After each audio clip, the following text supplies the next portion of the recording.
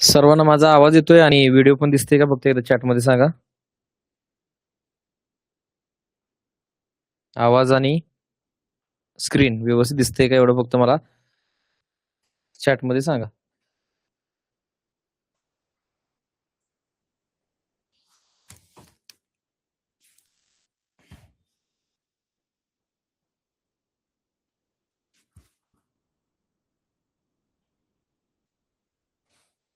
ठीक आहे. एक 5 मिनिटं थांबा. सगळ्यांनी तोपर्यंत बैठक व्यवस्थित करा. समोर नोटबुक असणं अपेक्षित आहे. तुमचे काहीही डाऊट असतील, कोणतेही डाऊट असतील, कुठल्याही सब्जेक्टचे English, maths 1, maths 2, science 1, science 2 या सर्व सब्जेक्टचे डाऊट जे पण असतील ते तुम्ही काढून ठेवायचे आहेत.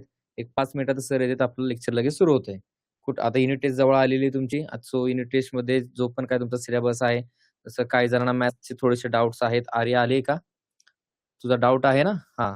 सो तू चॅट बॉक्समध्ये विचारू शकतेस. जेव्हा सर ह्या गोष्टी सांगतील, जे पण आज काय ठरलंय ते सांगून झाल्यानंतर तुम्हाला वेळ दिला जाईल की तुम्ही तुमचे डाऊट विचारू शकता.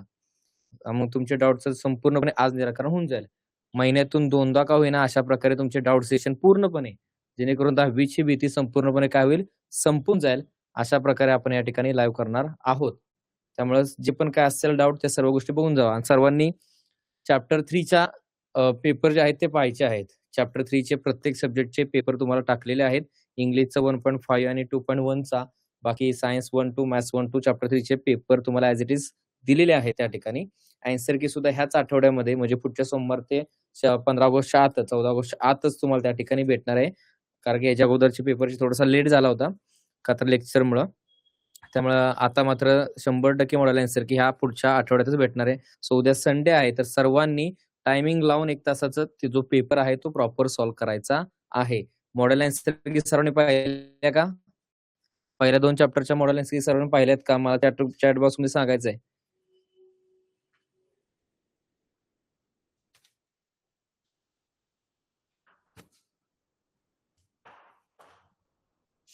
चॅट बॉक्समध्ये मला सर्वांनी सांगायचं आहे की मॉडेल आन्सर की पाहिला आहेत का? ठीक आहे. बरं, मग त्यामध्ये काय डाऊट आहे का किंवा काय झालंय का? मॅथ्सच्या सुरुवातीच्या काही पेपरमध्ये पहिल्या का दुसऱ्यामध्ये थोडासा डाऊट होते. सो ते डाऊट जे आहेत, म्हणजे जे काही प्रश्न थोडेफार एक मिस्टेक झाली होती थोडीशी ऑप्शनची. सो त्या आन्सर कीमध्ये प्रॉपर तुम्हाला करून दिलेलं आहे. तुम्ही फक्त काय करायचं आहे की आन्सर कीमध्ये मला जे पण आन्सर कीमध्ये जर नाही डाऊट सॉल्व्ह झाला ना, तर 100% तुम्ही मला फोन करू शकता. नंबर आहेच. मी 24 तास तुमच्यासाठी अवेलेबल आहे या ठिकाणी. फक्त तुम्ही मला ते आन्सर की प्रॉपर बघा. का तर ती आन्सर कीमध्ये तुमची बोर्डाची उत्तरपत्रिका आहे. तिथं तसं लिहिलेलं आहे. जसं तुम्ही पेपरमध्ये लिहितात तशाच प्रकारे लिहून दिलेलं आहे. कुठेही प्रिंटेड किंवा छापून किंवा असं टाइप करून असं कसलंही केलेलं नाही. जे तुम्ही लिहिता त्याच फॉर्मॅटमध्ये दिलेलं आहे. आवाज डबल येत आहे. थोडासा इको असल्यामुळं ठीक आहे. सर आले की स्टुडिओ क्लोज झाला की तुम्हाला प्रॉपर आवाज त्या ठिकाणी येऊन जाईल. त्यामुळे काही प्रॉब्लेम येणार नाही.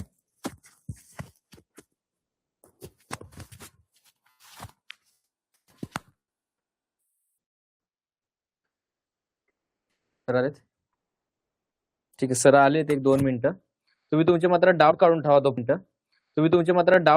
तोपर्यंत. कुठल्याही चॅप्टरचे काही असतील तर ते डाऊट मात्र तुम्ही काढून ठेवू शकता. ठीक आहे.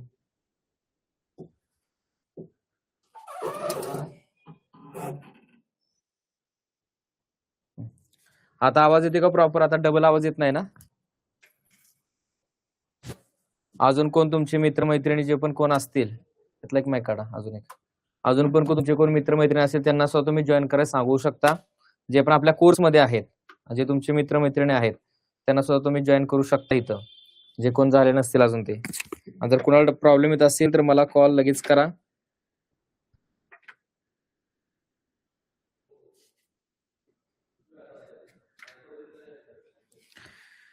ठीक आहे. थोडंसं मला वाटतं तर सरांची हाईट, आता माझीच हाईट मला वाटते इथपर्यंत येते. सो सरांची थोडीशी हाईट येतील. मग सर काय पुढे येऊन बोलतील आणि लिहिच्या वेळेस पाठीमागे जातील. ठीक आहे. सो आता तुम्ही 3rd चॅप्टरच्या सांगितल्यानुसार मात्र बघा, हा अजून एक गोष्ट की नोट्सवरती काम सुरू आहे. तुम्हाला प्रत्येक चॅप्टरच्या नोट्स सुद्धा त्या ठिकाणी मिळणार आहेतच, काही प्रॉब्लेम नाही. ठीक आहे. सो एक 5 मिनिटात मी तुम्हाला परत कनेक्ट होतो. Good evening student, good evening. मला वाटतं सगळे विद्यार्थी जॉईन झालेले आहेत आणि आज पहिल्यांदा आपण लाईव्ह येतोय. 10वीच्या तुमच्या या एकलव्य बॅचला, एकलव्य 1.0 बॅचला सगळ्यांचं मनपूर्वक स्वागत आहे आणि तुम्हा सगळ्या 10वीच्या टार्गेट आणि एक स्पेसिफिक एका बेसपर्यंत जाणाऱ्या विद्यार्थ्यांसाठी हा प्लॅटफॉर्म पण सुरू केलाय. गेल्या अनेक दिवसांपासून तुम्ही या सगळ्या व्हिडिओजना आणि याला फॉलो करताय आणि मला खात्री आहे की आतापर्यंत जे काही सेशन्स किंवा जे व्हिडिओ तुम्ही पाहिले असतील त्या सगळ्या व्हिडिओचा बेस तुम्हाला क्लिअर झाला असेल. तुमच्या परीक्षे दृष्टीने काय प्लॅन करायचे हे तुमच्या सगळे डोक्यात आले असतील. त्यामुळे तुम्ही तयारीत 100% असाल तिथं.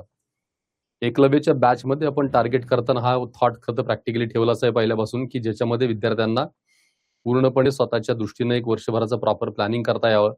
तुम्ही निश्चित तुमच्या 10वीच्या एखाद्या स्पेसिफिक टार्गेटला प्लॅन करून ते अचीव्ह करण्यासाठी त्याची स्ट्रॅटेजी तयार करता यावी आणि त्या सगळ्या प्लॅनमध्ये स्ट्रॅटेजीमध्ये दिशाचा तुम्हाला एक प्लॅटफॉर्म सोबत असावा. तुमच्या सब्जेक्टच्या बरोबर, अकॅडमिक कंटेंट बरोबर, तुमच्या ओव्हरऑल प्लॅनिंग आणि अशा काही गोष्टींसाठी पण मदत तुम्हाला व्हावी. खरं तर या सगळ्या मागचा हा हेतू होता. मागच्या काही सेशनमध्ये मी एक कॉमन सेशन घेतला होता. त्याच्यामध्ये त्या व्हिडिओ तुम्ही पाहिला असेल की ओव्हरऑल 10वी ही सगळी कशा बेसने तयार झालेली आहे, किती सब्जेक्ट आहेत, सब्जेक्टचे ग्रुपिंग कसं आहे, प्रत्येक ग्रुपला आपण काय टार्गेट ठेवू शकतो, कसं मार्कांपर्यंत आपल्याला जाता येऊ शकेल, हे सगळं ओव्हरऑल वेगवेगळ्या टाईपनं नक्की आपल्याला करता येऊ शकेल. तुम्ही आता वेगवेगळ्या स्कोअरमधले रेंजमधले विद्यार्थी आहात. कोणी बिलो 60 आहे, कोणी 60 to 80 असेल, कोणी 80 to 90 असेल, 95 असेल, कोण 95च्या अबो पण विद्यार्थी असतील. असं व्हेरिएशन तुम्हाला सगळ्या विद्यार्थ्यांचं याच्यामध्ये नक्की आहे.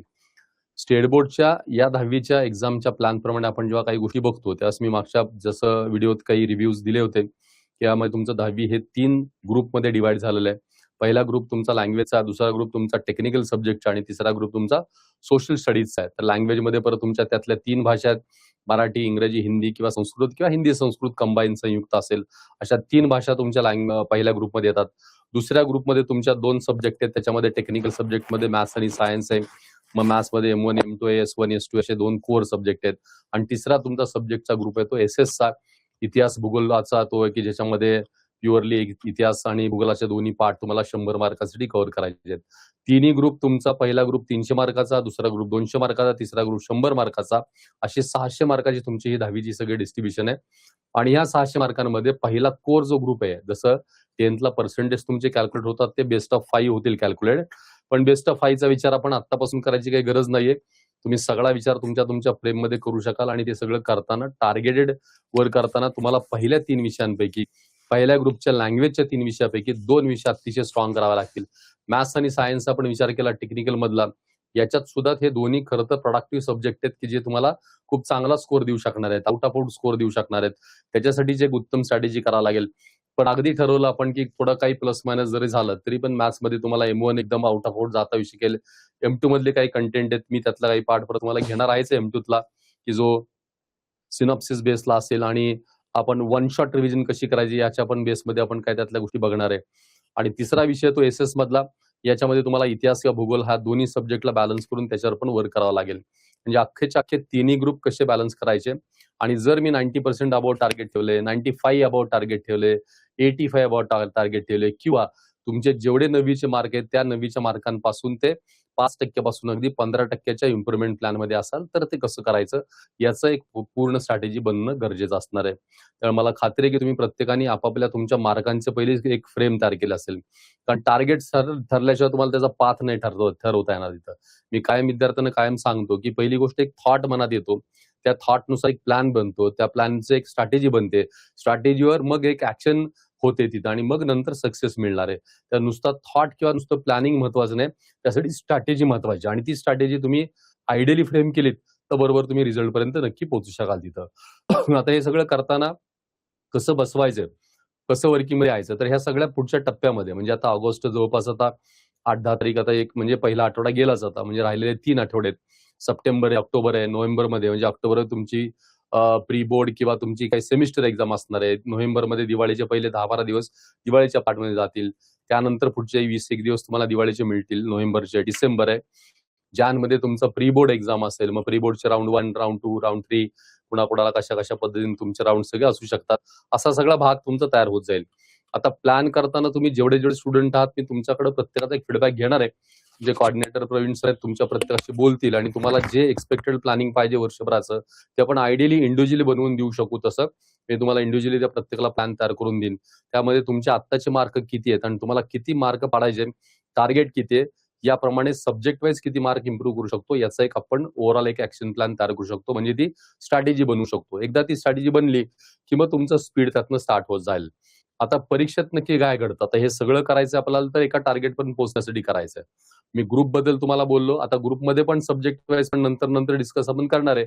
जसं लँग्वेजचा ग्रुप आहे तर लँग्वेजमध्ये अभ्यास करताना काय भाग येतात, तर त्यातले 3 कोर पार्ट आहेत. एक टेक्स्च्युअल कंटेंट आहे, एक ग्रामर आहे आणि दुसरं रायटिंग स्किल आहे, तिसरं रायटिंग स्किल आहे. सो टेक्स्च्युअल कंटेंटमध्ये बऱ्याचशा काही गोष्टी सीन अनसीन पॅसेज सारखे काही पार्ट आहेत. लँग्वेज वाईज वेगळे व्हेरिएशन्स आहेत तिथं, पण ग्रामर आणि रायटिंग स्किल हे 2 अतिशय महत्वाचे भाग आहेत की जे भाग तुम्हाला मार्क चांगले देऊ शकतात. याच्यामध्ये सरावाचा भाग हा अत्यंत महत्वाचा असणार आहे. त्यामुळे त्या विषयांच्या अभ्यासासाठी काय ऍक्शन प्लॅन करायचा याच्याबद्दल पण इंडिव्हिज्युअली तुम्ही जेव्हा काही क्वेश्चन विचाराल तर तुम्हाला तसं मी इंडिव्हिज्युअली त्या उत्तराचे काही गोष्टी शेअर करेन तिथं. मॅथ सायन्सचा अभ्यास मात्र अतिशय स्पेसिफिक करावा लागेल. त्याला टिपिकली एक्झामचा पॅटर्न, त्या सब्जेक्टचं वेटेज, त्या चॅप्टरचं वेटेज, त्याचा नॉलेज, अंडरस्टँडिंग, स्किल ऍप्लिकेशनचा बेस असं बघून सगळी ती फ्रेमिंग तयार करावी लागेल आणि मग लास्ट मागच्या 5 ते 7 वर्षाच्या प्रश्नपत्रिका डोळ्यासमोर ठेवून, चॅप्टरचं वेटेज डोळ्यासमोर ठेवून, क्वेश्चनचं वेटेज डोळ्यासमोर ठेवून असा सगळा ऍक्शन प्लॅन करावा लागेल. हे तुमचं मॅथ्स आणि सायन्ससाठी. इतिहास भूगोलाचा अभ्यास करताना मात्र तो अतिशय टिपिकल वेनी असतो. त्या सगळ्या कंटेंटच्या शॉर्ट समराईज नोट्स काढायच्या असतात आणि त्या नोट्सला रिपीटेडली टाइम तुम्हाला वर्किंग मध्ये आणायचं असतं. मग ते वाचून करा, पाठ करून करा, रायटिंग करून करा, अशा टाईपनं इतिहास भूगोल करायला पाहिजे. अशा प्रत्येक सब्जेक्टला शिकण्याच्या पण त्याच्या थोड्या मेथड आहेत किंवा त्याच्या वर्किंग आहेत. त्या पद्धतीने तुम्ही नक्की ते करू शकाल अशी मला खात्री आहे तिथं. आणि त्याच्यावर मी जसं म्हणालो की कॉमन काही बोलण्यापेक्षा इंडिव्हिज्युअली तुम्हाला मी शेअर करेन. त्यामुळे ज्या मुलांना ज्या विषयाबाबत एखादं काही अडचण असेल, अभ्यास कसा करू, प्लॅनिंग कसं करू, अजून स्ट्रॅटेजी कशी आखू, अजून ग्रीप येत नाहीये, 2 महिने झाले, 3 महिने झाले, पण अजून कॉन्फिडन्स येत नाही, हे सगळे काही असेल, हे सगळे प्रश्न शेअर करा. त्याच्यावर तुम्हाला आयडियली आयदर मी फोन कॉलवर बोलेन, मेसेजवर सांगेन किंवा कुठल्या ना कुठल्या माध्यमातून तुमच्यापर्यंत ती उत्तरं नक्की 100% तिथं मिळतील तिथं. मी आता बोलताना एक मुद्दा बोललो होतो की जसं तुमचा पेपर बनतो तर त्या पेपरचा जो बेस असतो तो त्याच्यामध्ये त्याचा क्रायटेरिया ठरलाय की जसं कुठलाही 40 मार्काचा पेपर एखादा इथं बनणार असेल, मॅथ्स असेल, सायन्स असेल, तर तो कसा पेपर बनतो, तर 4 टाईपचे बेसिक क्वेश्चन असतात त्यामध्ये. Knowledge based question, understanding based question, skill based question आणि ऍप्लिकेशन बेस्ड क्वेश्चन. म्हणजे ज्ञानावर आधारित प्रश्न असतात, आकलनावर आधारित प्रश्न असतात, उपयोजनावर आधारित प्रश्न असतात. नंतर अंडरस्टँडिंगचा बेस, त्याच्यामध्ये तुमच्या बेसिक त्याच्यातला काही बेस किती कळलंय याच्यावर आधारित सगळ्या प्रश्नांचं फ्रेम असते. आणि मग पेपर बनताना असं क्लिअर ब्ल्यू प्रिंट मध्ये असतं की 40 पैकी एक 8 मार्काचं नॉलेज बेस्ड क्वेश्चन टाकायचे आहेत, 12 मार्काचे स्किल बेस्ड क्वेश्चन टाकायचे आहेत, 6 मार्काचे काही अंडरस्टँडिंग बेस्ड क्वेश्चन टाकायचे आहेत. आणि मग जेव्हा ही फ्रेम सगळी क्लिअर असते त्याच्या अनुषंगानं आपल्याला कळलं पाहिजे की मला 40 पैकी 32 मार्क पडले, तर 40 पैकी 28 मार्क पडले, तर 40 पैकी 35 मार्क पडले, 20 मार्क पडले, वॉटर काय पडलेत, हे मार्क मला पडले कोणत्या टाईपच्या क्वेश्चन मध्ये आणि गेलेत कुठल्या टाईपच्या क्वेश्चन मध्ये, हे कळणं फार महत्वाचं आहे. अन्यथा आपण फक्त मार्क मिळाले आणि मार्क गेले एवढाच हिशोब करतो आणि मग प्रोग्रेस प्लॅन तयार करता येत नाही. फॉर एक्झाम्पल तुमच्या असं लक्षात आलं की 40 पैकी 32 मार्क पडलेत, 8 मार्क माझे गेले, तर 8 मार्क माझे कशात गेले, तर ऍप्लिकेशन बेस्ड क्वेश्चन मध्ये मार्क माझे 2 गेले, तिथं स्किल बेस मध्ये माझे 3 मार्क गेले. असा तुम्हाला तो हिशोब लावता आला पाहिजे. आणि मग ते कसा लावता येऊ शकेल, तर तुम्हाला प्रश्नाचा टाईप कळला पाहिजे की कुणाला म्हणायचं ऍप्लिकेशन बेस्ड क्वेश्चन, कुणाला म्हणायचं स्किल बेस्ड, कुणाला म्हणायचं अंडरस्टँडिंग, कुणाला म्हणायचं नॉलेज बेस्ड क्वेश्चन. हे बऱ्याच वेळा मुलांना माहित नसतं, त्याच्यामुळे तो ग्रोथ प्लॅन तयार करता येत नाही. हा टप्प्याटप्प्यानं पण ग्रोथ प्लॅनवर पण सगळे जाणार आहोत. तर हे सगळं तुम्हाला मी नॉर्मली बेसिक सगळे सांगितले तिथं. आता नक्की परीक्षेची काय गरज आहे, पेपरला गेल्यानंतर काय घडतं, तर 3च गोष्टी घडतात. एक तर प्रश्नाचं उत्तर येत असतं, प्रश्नाचं उत्तर येत नसतं किंवा प्रश्नाचं उत्तर कन्फ्युज करतं किंवा आठवत नाही, असं थोडक्यात त्याचं होतं. प्रश्नाचं उत्तर येत असतं असं एक सरासरी 20-30% गोष्ट अशी घडते की जिथं प्रश्न आपल्याला बाय डिफॉल्ट लिहिता येतं. 20-30 क्वेश्चन असे असतात पर्सेंटेज की ज्याचे उत्तर खरोखर येत नाहीत आपल्याला. मे बी अभ्यासाचं काही कारण असेल किंवा अजून काही कारण असेल पण येत नाहीत. पण जवळपास 50-60% प्रश्न असे असतात की जे कन्फ्युज करतात, ते क्लिअर करता येत नाही, म्हणजे आउट ऑफ आउट मार्क पाडण्याच्या लेवलने क्लिअर नसतात. जसे पहिले मी म्हणालो 20-30% क्वेश्चन आउट ऑफ आउट, 2 मार्काचा प्रश्न असेल तर 2 पैकी 2 पडणार, कारण त्याला मला डॉट टू डॉट सगळं माहिती आहे. लाईन, पहिल्या लाईनच्या पहिल्या शब्दापासून शेवटच्या लाईनच्या लास्ट अगदी फुल स्टॉप पर्यंत सगळं माहिती आहे. इतकं डॉट असणारं 20-30% कॉन्फिडन्स आपल्याला असतो. आता कन्फ्युज वाला जो भाग आहे की ज्याच्यामध्ये आपल्याला उत्तरं कंप्लीट करायची, तिथं मेन सरावाचा पार्ट येतो. मग पेपरमध्ये काय घडणार आहे, हे 3 फ्रेम असणार आहेत. मग प्रश्नपत्रिका समोर आली की त्याचा सिक्वेन्स कसा असतो, क्वेश्चन आपण वाचतो, त्याचं नंतर त्याचं मिनिंग कळतं, त्याचा अर्थ कळतो, मग उत्तर आपल्याला रिकॉल होतं. रिकॉल झाल्यानंतर ते उत्तर त्या पाहिजे तशा बोर्डाच्या फॉर्ममध्ये उत्तर आपण मांडत जातो आणि उत्तर मांडत मांडत गेल्यानंतर ते कम्प्लीट होऊन आपल्याला त्याचे मार्क मिळतात. अशी त्याची एक नॉर्मल प्रोसेस आहे. म्हणजे याचा अर्थ काय, तर वाचलेला प्रश्न आपल्याला कळला पाहिजे, म्हणजे त्याचा अर्थ कळला पाहिजे, पहिली रिक्वायरमेंट आहे. नंबर 2, जसं त्या प्रश्नाला उत्तर अपेक्षित विचारलंय तसं आपल्याला ते अख्खच्या अख्खं रिकॉल व्हायला पाहिजे. नंबर 3, त्याला त्या शब्दांमध्ये आपल्याला ते मांडता आलं पाहिजे तिथं, आणि छोट्या मोठ्या फिनिशिंग सहित ते आपल्याला उत्तम क्लोज करता आलं पाहिजे. अशा 4 बेसिक गोष्टी आहेत. प्रश्न वाचल्यानंतर त्याचा अर्थ कळणं, हे कधी कळतं, बऱ्याच वेळा बऱ्याच विद्यार्थ्यांना कॉन्सेप्ट रिडिंग चांगलं असतं, पण क्वेश्चनचं फ्रेमिंग कळत नाही की हा प्रश्न कसा विचारलाय किंवा हा कसा प्रश्न बनू शकतो याचा आयडिया नसतात. कोर भाग जर बघितला तर तुमच्या चॅप्टर खाली टेक्स्ट खाली असणारा टेक्स्ट कंटेंट आहे, म्हणजे एक्सरसाइज आहेत, क्वेश्चनरीज आहेत, क्वेश्चन बँक आहे, हेच डायरेक्ट परीक्षेला तुम्हाला बोर्डला येते किंवा त्याला थोडेफार प्लस मायनस करून शब्दांमध्ये थोडेफार बदल करून येते. त्यामुळे पहिली आपली प्रायोरिटी काय, तर आपलं प्रश्नांचं वाचन हे अतिशय उत्तम असायला पाहिजे. एक्सलंट वेनी क्वेश्चनचं रिडिंग तुमचं पाहिजे, हे अतिशय महत्वाचं आहे. जर का प्रश्न वाचण्यात तुम्ही गडबड केली, प्रश्न समजून घेण्यात गडबड केली, म्हणजे उत्तर नंतर बघूया, पहिले प्रश्न कळले पाहिजेत. आणि एकदा प्रश्न तुम्हाला कळायला लागले, त्याचं फ्रेमिंग कळायला लागलं की मग तुमचा बरोबरचा बराचसा भाग हा तुमचा क्लिअर व्हायला लागेल. त्या अनुषंगाने मी काही पॉईंट आता तुम्हाला एक एक शेअर करत करत जाणार आहे तिथं, म्हणजे तुम्हाला त्याच्या आयडिया देतील. नंबर 2 आहे की उत्तराचा कंटेंट मांडायचा कसा, लिहायचा कसा. तर बाय डिफॉल्ट आहे हा तुमच्या सेल्फ स्टडीचा प्लॅन आहे. उत्तर जेव्हा तुम्ही वाचता, उत्तर जेव्हा अभ्यास करता, तेव्हा तुम्हाला कायम कळलं पाहिजे की ह्या पॉइंटला एक्झामचं वेटेज काय आणि मला नक्की हा प्रश्न वाचून त्याला मला कसा क्लोज करायचा हे तुम्हाला पक्क कळलं पाहिजे. त्यामुळे तुम्ही त्या फ्रेमिंगचं टाईप वर्किंग तुम्हाला करता शिकेल, त्याच्यावर पण आपण काही गोष्टी बोलणार आहे. आणि मग नंतर फिनिशिंग वर्क आहे. फिनिशिंग वर्क याचा अर्थ काय, काही महत्वाच्या शब्दांना अंडरलाईन करणं असेल, काही शब्दांमध्ये मेन पॉईंट वाईज उत्तर मांडणं असेल, काही ठिकाणी पूर्ण वाक्यात उत्तर लिहिणं असेल, काही ठिकाणी युनिट मांडणं असेल, अगदी छोट्या छोट्या गोष्टी असतात, त्या फिनिश वर्क म्हणतो आपण. ते प्रॉपर झालं पाहिजे, मग आपण त्या कंटेंट पर्यंत जाऊ शकू. तर या सगळ्याच्या दृष्टीने मी तुम्हाला काही फ्रेमअप करतो, तयार करतो, आणि ते तुम्हाला नक्कीच सांगेन की आपण काय बघणार आहे. ओके,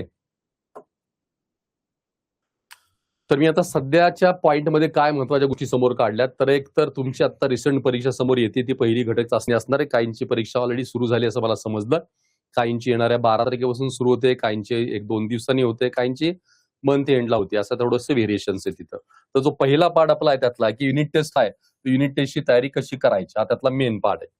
तर मी 4-5 प्रश्न आज तुमच्या डिस्कशनला घेतलेत, आणि त्याच्यानंतर मग तुमच्या काही शंका असतील, प्रश्न असतील, तर आपण ते नक्की ओपन डिस्कशन नक्की त्यातनं करूया. So first part is what, तर तुम्हाला या येणाऱ्या युनिट टेस्टची तयारी कशी करायची.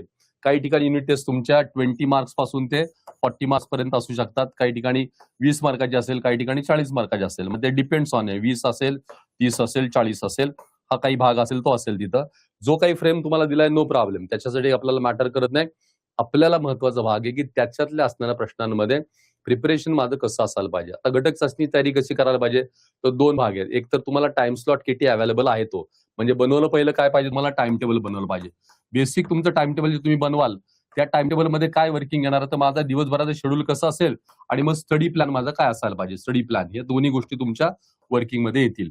सो बेसिक तुमच्या वर्कमध्ये हे दिसेल की मला टाइम टेबल वर्क करताना मांडायचं कसं, स्पेसिफिकेशन कसे करायचे, दिवसाचा माझा वेळ किती असणार आहे, आणि त्याप्रमाणे मी कसं भाग करू शकतो, हे तुम्हाला अख्खच्या अख्खं त्यातनं कळू शकेल की आपण काय, म्हणजे ते वर्किंग वाईज तुम्ही बरोबर जाऊ शकाल की मला किती कव्हरअप करायचं लागेल तिथं. तर मी आता त्या दोन्ही गोष्टी तुम्हाला समोर मांडतो, तुमच्या लक्षात येऊ शकेल काय ते. तर भाग वाईज मध्ये पहिला पार्ट आहे तुम्हाला टाइम टेबलचा. वेळापत्रक तयार करताना काय असायला पाहिजे आणि काय तुमचं बनवायला पाहिजे. तर पर्टिक्युलर लक्षात घ्या, समजा तुमच्या हातात 8 दिवस आहेत, म्हणजे आज आपण तारखेपासून असं गृहीत धरू की 8 डेज हातात आहेत. 8 दिवसामध्ये मला माझे 6 विषय करायचे आहेत, आणि डेलीचा मला मिनिमम 2.5 किंवा 3 तासाचा अभ्यासाचा वेळ आहे. तर तुमचं हे डिस्ट्रीब्युशन पहिले ठरलं पाहिजे की येणाऱ्या चाचणीला मिनिमम 2 ते मॅक्सिमम 3 धडे तुम्हाला नक्की असणार आहे. 2 to 3 चॅप्टर्स नक्की असतील. तर आपण गृहीत धरू की तुमच्याकडे 10 दिवस हातात आहे तिथं, तर मग याचं वर्क करताना काय तुम्ही टाइम टेबल बसवलं असेल की कमीत कमी म्हणजे डेलीचा टायमिंग मध्ये वर्क बसणार तुम्हाला, आपण 3 आवर्स पकडूया. डेली तुमचे 3 तास आहेत, ते आता सकाळी मे बी 1 तास असेल, संध्याकाळी 2 तास असतील, किंवा 2.5 तास तुम्हाला मॅक्सिमम मिळतील. या 3 तासाला डिस्ट्रीब्युशन करताना परत लक्षात ठेवा काय वर्क करताना, की ग्रुप 1 आपल्याकडे आहे, ग्रुप 2 आपल्याकडे आहे, आणि ग्रुप 3 आपल्याकडे आहे. त्यामुळे तुम्हाला 3 विषयाचं बॅलन्स करून करावं लागेल. आठवड्याचे जे दिवस आहेत तुमचे, Monday, Tuesday, Wednesday, Thursday, Friday, Saturday, हे 6 दिवस आपण पकडूया. 6 दिवसामध्ये वर्क करताना काय करायला पाहिजे, की जसं आपण ग्रुप 1चा अभ्यासाचा विचार केला, ग्रुप 1 आहे, तर मी 2 डेज मध्ये ग्रुप 1 टाकू शकतो, म्हणजे मला ग्रुप 1 चा एक विषय, समजा मी इथं सोमवार मंगळवार मराठी घेतला, बुधवार गुरुवार इंग्लिश घेतला आणि फ्रायडे सॅटर्डे इथं मी हिंदी किंवा संस्कृत घेतला. हा ग्रुप 1 चा माझा पहिला पार्ट मला ऍड करता शिकेल. प्लस मला ह्याच्यात काय करायचंय, तर प्लस मला ग्रुप सेकंड ऍड करायचा. मग ग्रुप सेकंड मध्ये काय, तर ग्रुप सेकंड मध्ये माझ्याकडे 2 कोर सब्जेक्ट आहेत आणि त्यात परत 2 पार्ट आहेत, म्हणजे 4 पार्ट आहेत तिथे ऍक्च्युअली. सो मी जर असं ठरवलं की मला पहिल्या 3 दिवसामध्ये, म्हणजे पहिल्या फर्स्ट 3 डेज मध्ये आणि नंतर सेकंड 3 डेज मध्ये वर्क मला करायचं, तर पहिल्या 3 दिवसामध्ये मी माझा ग्रुप 1 चा कुठला एक पार्ट घेतला, ग्रुप 2 ला एक पार्ट घेतला, मी समजा सायन्स घेतला असं गृहीत धरा तिथं याच्यातला, आणि पुढच्या 3 दिवसामध्ये मी मॅथमॅटिक्स घेतला, हे पार्ट केले. आता याच्यात काय करायला पाहिजे, मिळणार मला किती दिवस आहे, तर ग्रुप 1-2 मध्ये मला सायन्सला 3 दिवस आहे, त्याचा अर्थ 1.5 दिवस मला मिळणार आहे. म्हणजे तुम्हाला पार्शली करायला पाहिजे की या 1.5 दिवसामध्ये मंडे आणि ट्युजडे या 2 दिवसामध्ये तुम्हाला समजा सायन्स 1 घेतला आणि प्लस तुम्ही याच्यामध्ये पुढचा सायन्स 2 घेतला, असं तुम्ही करू शकाल. 1.5 डेज करू शकाल, म्हणजे 1.5 दिवस. नाही तर पहिल्या दिवशी S1, दुसऱ्या दिवशी S2 आणि तिसऱ्या दिवशी सायन्स मध्ये त्या दोन्हीमधलं जे इम्पॉर्टंट राहिलेलं काय असेल ते असं करू शकाल. सेम इथं तुम्ही गेलातला तर पहिल्या 1.5 दिवसात M1 करायला पाहिजे, पुढच्या 1.5 दिवसात तुम्हाला M2 करायला पाहिजे. हा दुसरा त्यातला पार्ट झालाय. राहिला तिसरा ग्रुप आहे, थर्ड ग्रुप आहे तुमच्याकडे. परत इथं ग्रुप थर्ड मध्ये ऍडिशन्स तुम्ही येणार. ह्या थर्ड ग्रुप मध्ये परत 3 आणि 3 6 दिवस तुमच्या हातात आहेत. या 6 डेज मध्ये इतिहास 3 दिवस, भूगोल 3 दिवस, किंवा त्याला सब्जेक्ट तो सब सब्जेक्ट आहे, राज्यशास्त्राचा भाग तुम्हाला त्याला सपोर्ट आहे, इकॉनॉमिक्सचा थोडा पार्ट सपोर्ट आहे, तो त्यात ऍड करू शकता. नाही तर 4 दिवस तुम्ही वापरा, 2 दिवस इतिहास, 2 दिवस भूगोल, 2 दिवस एमटी ठेवा दुसऱ्या कुठल्या तरी विषयाचं कव्हरअप करण्यासाठी. असं तुम्ही आयडियली करू शकाल. 2 डेज द्या, 2 दिवस द्या. 2 दिवस तुमचा इतिहासाचा पार्ट येणार आहे, 2 दिवस तुमचा भूगोलाचा पार्ट येणार आहे आणि त्याच्यामध्ये वर्किंग तुम्ही काही कव्हरअप करू शकाल. इथंही घ्या इतिहास आणि तिकडं पुढच्या ह्याच्यात घ्या तुमचा भूगोलचा. तो आता तुम्ही कंटेंट वाईज करू शकाल. इथं येईल इतिहास, इथं येईल भूगोल आणि 2 डेज तुम्ही प्लस ठेवाल तुमच्या बाकीच्या वर्किंगसाठी. असं बरोबर फेज मध्ये तुम्ही गेलात की तुमचा अख्खा फ्रेमिंग त्यात तयार व्हायला लागेल. तर म्हणजे पहिलं तुम्हाला सब्जेक्ट डिस्ट्रीब्युशन कळलं पाहिजे की मला मंडे टू सॅटर्डे पर्यंत, हे मी झालं 1 वीकचं दिलं, असं तुमच्याकडे 10 दिवस असतील, 12 दिवस असतील, 15 दिवस असतील, तर तुम्ही बरोबर याचं डिस्ट्रीब्युशन वाढवू शकाल. इम्पॉर्टंट काय, तर एका दिवशी किती ग्रुप करायचे, 1 ग्रुप किंवा 2 ग्रुप तुमचं कमीत कमी पाहिजे. म्हणजे बऱ्याच मुलांचा प्रश्न असतो की रोज किती विषयांचा अभ्यास करू, असा प्रश्न असतो. तर मला त्या स्टुडंटना सांगणं की रोज तुम्ही कमीत कमी 3 ग्रुप पैकी 2 ग्रुपचा तरी तुमचा डेलीचा अभ्यास पाहिजे. हा थर्ड ग्रुप तुमचा तुम्ही बाजूला ठेवा थोडासा नोट्स वाईस इथं, पण 2 ग्रुपचा अभ्यास पाहिजे. 2 ग्रुपचा अभ्यासाचा अर्थ दररोज मिनिमम 2 सब्जेक्टचा अभ्यास पाहिजे. तो कुठला, एक ग्रुप 1 मधला, एक ग्रुप 2 मधला, असा अभ्यास पाहिजे. ऍडिशनल टाइम मिळाला तर ग्रुप 3 मधला अभ्यास करा. ही सगळ्यात पहिली महत्वाची स्ट्रॅटेजी. कारण काहीही झालं तरी तुम्हाला तिन्ही ग्रुप बॅलन्स करत करत जायचं, हे कायम डोक्यात ठेवायचं. एक तर एकच विषय केला, दुसरा तर दुसरा केला असं नाही, तिन्ही विषय बॅलन्स करून करायला पाहिजेत. त्यामुळे पहिली लर्न आपण काय आता शिकलो इथं, की आपल्याला रोजच्या वेळापत्रकामध्ये जर का 2 तास मिळाले तर 2 विषय, 3 तास मिळाले तर 3 विषय, म्हणजे तिन्ही ग्रुप घ्यायचे. 2 तास मिळाले तर 2 ग्रुप घ्यायचे. डिपेंड्स ऑन प्रिपरेशन आहे. डिस्ट्रीब्युशन त्या सब्जेक्ट. कित्येक वेळा काही मुलांना असं वाटतं की नाही मला जॉमेट्री खूप अवघड वाटतो, मी त्याला 4 दिवस देतो, मग अल्जेब्रा थोडा कमी देतो. इथं पण आपण चुकतो. पहिलं लक्षात ठेवा, पहिल्या फेजच्या अभ्यासामध्ये ही काळजी तुम्ही पक्की घेतली पाहिजे की जे विषय तुम्हाला सोपे जातात आणि जे चांगले जातात ना, त्या विषयांना पुरेसा वेळ द्या आणि ते स्ट्रॉंग करत करत जावा.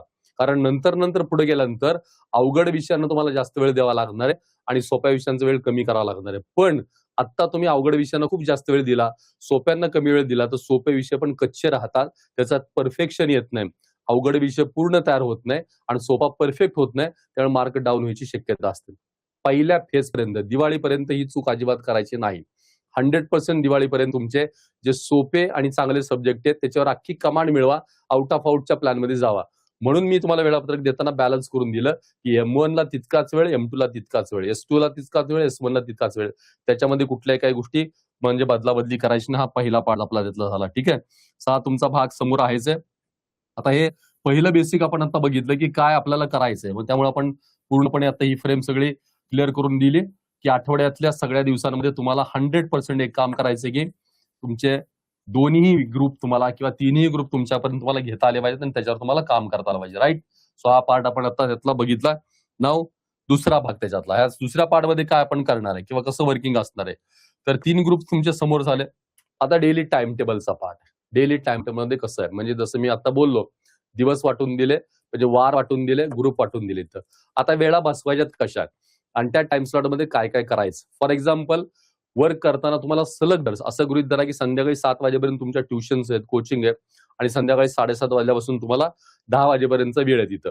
मग 7:30 ते 10 अडीच तासाचा वेळ आहे, पण त्या 2.5 तासामध्ये एक अर्धा तास तुम्हाला जेवणाला लागणार आहे. म्हणजे 2 तास रात्री तुम्हाला वेळ आहे. 11 पर्यंत बसत असाल तर मे बी 3 तास रात्रीच कंप्लीट करणार आहे किंवा 2 तास रात्री, सकाळी 1 तास आहे, 6 ते 7 सकाळी, 6:30 ते 7:30 सकाळी 1 तास करू शकतो. कुठला तरी टायमिंग तुमचा आहे. मी इव्हिनिंगचा समजा स्लॉट पकडला तुमचा आणि असं गृहीत धरू आपण तिथे की 2:30 ते 10 वाजेपर्यंत वेळ आहे. त्यातले 2 तास आपण काढले, 7:30 ते 10 वाजेपर्यंत तुम्हाला वेळ आहे आणि 2.5 तास तुमचा टाइम स्लॉट आहे. मग या 2.5 तासामध्ये 7:30 ते 8:30 हा पहिला तुमचा टायमिंग पहिला सेट होऊन जाईल. 8:30 ते 9 तुमचा डिनर ब्रेक असेल तिथं आणि 9 ते परत 9:30, 9 ते 10 तर तुमचा दुसरा विषय असेल तिथं. या 2 विषयांमधलं आपण डिस्ट्रीब्युशन बघितलं. 10 नंतर कंटिन्यू करणार असेल तर 10 ते 11 सलग करायला हरकत नाही. आता याच्यात अजून एक मुलांचा प्रश्न असतो की एक विषय मॅक्सिमम किती वेळ करावा. तुमच्या लेवलच्या स्टुडंटनी एक विषय कमीत कमी 60 ते मॅक्सिमम 75 मिनिटापर्यंत करायला पाहिजे, म्हणजे सव्वा तासापर्यंत करायला पाहिजे एक सब्जेक्ट. 60 to 75 मिनिट्स तुमचा स्पॅन आहे. तेवढा अटेन्शन स्पॅन, तेवढा सिटिंग स्पॅन हा तुम्हाला ना प्रायमरी तर आता पुरेसा आहे. त्यामुळे 1 तासापासून सव्वा तासापर्यंत एक विषय करायला हरकत नाही, जो तुम्ही बसवू शकाल. तर मी कुठला यातला 1 तास घेतला आहे. आता हे 1 तासामध्ये आपल्याला वर्क काय करायचंय, बसवायचंय कसं वर्क, काय काय टाकायचं इथं वर्क. तर याच्यामध्ये स्पेशली तुम्ही ठरवू शकाल की मी 7:30 to 8:30 माझा 1 तासाच प्लॅन आहे. तर मग 60 मिनिटामध्ये माझं डिस्ट्रीब्युशन काय काय पाहिजे, कोणकोणत्या गोष्टी मी 1 तासात बसवल्या पाहिजेत. युनिट टेस्टची तयारी कशी करायची त्याच्या अनुषंगाने मी या गोष्टी बोलतोय. तुमच्या हातात 8 ते 10 दिवस आहेत, एवढ्याच अर्थाने मी बोलतोय. त्यातला स्पॅन तुम्हाला डिस्ट्रीब्युट केला. मी 1 वीकचं वेळापत्रक सांगितलं. जास्त दिवस असतील तर दिवस वाढवा, दिवस कमी असतील तर दिवस कमी करा. सिलेक्टिव्ह अभ्यास करा. आता मी त्यात कशात येतोय, 1 तासाच्या ह्याच्यामध्ये येतो. आता टायमिंग काय की आपल्याला आठवड्याभरानंतर परीक्षा आहे, तर दोन्ही मेथडनी मी सांगेन की डेली अभ्यास कसा करा आणि परीक्षा जवळ आली की अभ्यास कसा करा, या दोन्ही गोष्टीवर बोलतोय. त्यात स्पॅन मध्ये काय तुमचा तर 3 ऍक्टिव्हिटी आहेत. नॉर्मली जेव्हा वर्किंग होतं त्याच्याच आयडियल वर्क काय, तर पहिली गोष्ट आयडियल वर्क मध्ये असते एक शॉर्ट नोट करायचे असतात. दुसरं वर्क असतं तुमचं क्वेश्चन आन्सर करायचे असतात आणि तिसरं वर्क असतं ते रिव्हिजनचं असतं. असं एक आयडियली फ्रेम आहे. एक आयडियल फ्रेम आहे की शॉर्ट नोटवर वर्क करायला पाहिजे, प्रश्नांवर वर्क करायला पाहिजे आणि रिव्हिजनवर वर्क करायला पाहिजे, असं एक आयडियल फ्रेम असं येतं. आया शॉर्ट नोट तुमच्या अगोदर जर रेडी असतील तर उत्तम आहे. जसं मी वर्क करताना काय सांगतो मुलांना की कमीत कमी 10 मिनिटं ते 15 मिनिटं तुमच्या शॉर्ट नोटला तुम्हाला वेळ दिला पाहिजे. नंतर 35 ते 40 मिनिटं तुम्हाला 41 मिनिटापर्यंत तुम्हाला सरासरी वेळ दिला पाहिजे तुमच्या क्वेश्चन आन्सर रिडिंगला आणि लास्ट 10 मिनिट्स तुम्हाला दिले पाहिजेत रिव्हिजनसाठी येतं. आता ही शॉर्ट नोट कशी बनवायची असते, तर जे मोठे क्वेश्चन्स आहेत, लेंथी क्वेश्चन्स आहेत, फॉर एक्झाम्पल आज मला सायन्स एखादा कॉन्सेप्ट शिकवला किंवा मला जॉमेट्रीचा एखादा कॉन्सेप्ट शिकवला, तर त्या कॉन्सेप्ट किंवा थेरॉटिकल पार्ट आपण बघूया किंवा इतिहासातला विषय शिकवला.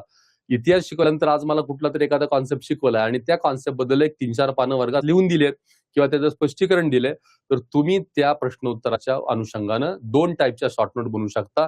एक तर कॉन्सेप्टची शॉर्ट नोट बनवता येते किंवा क्वेश्चन आन्सरची शॉर्ट नोट बनवता येते. आता तुमच्या दृष्टीने महत्वाचं आहे क्वेश्चन आन्सरची शॉर्ट नोट. खरं कॉन्सेप्टची शॉर्ट नोट आयडियली पाहिजे आपल्याला.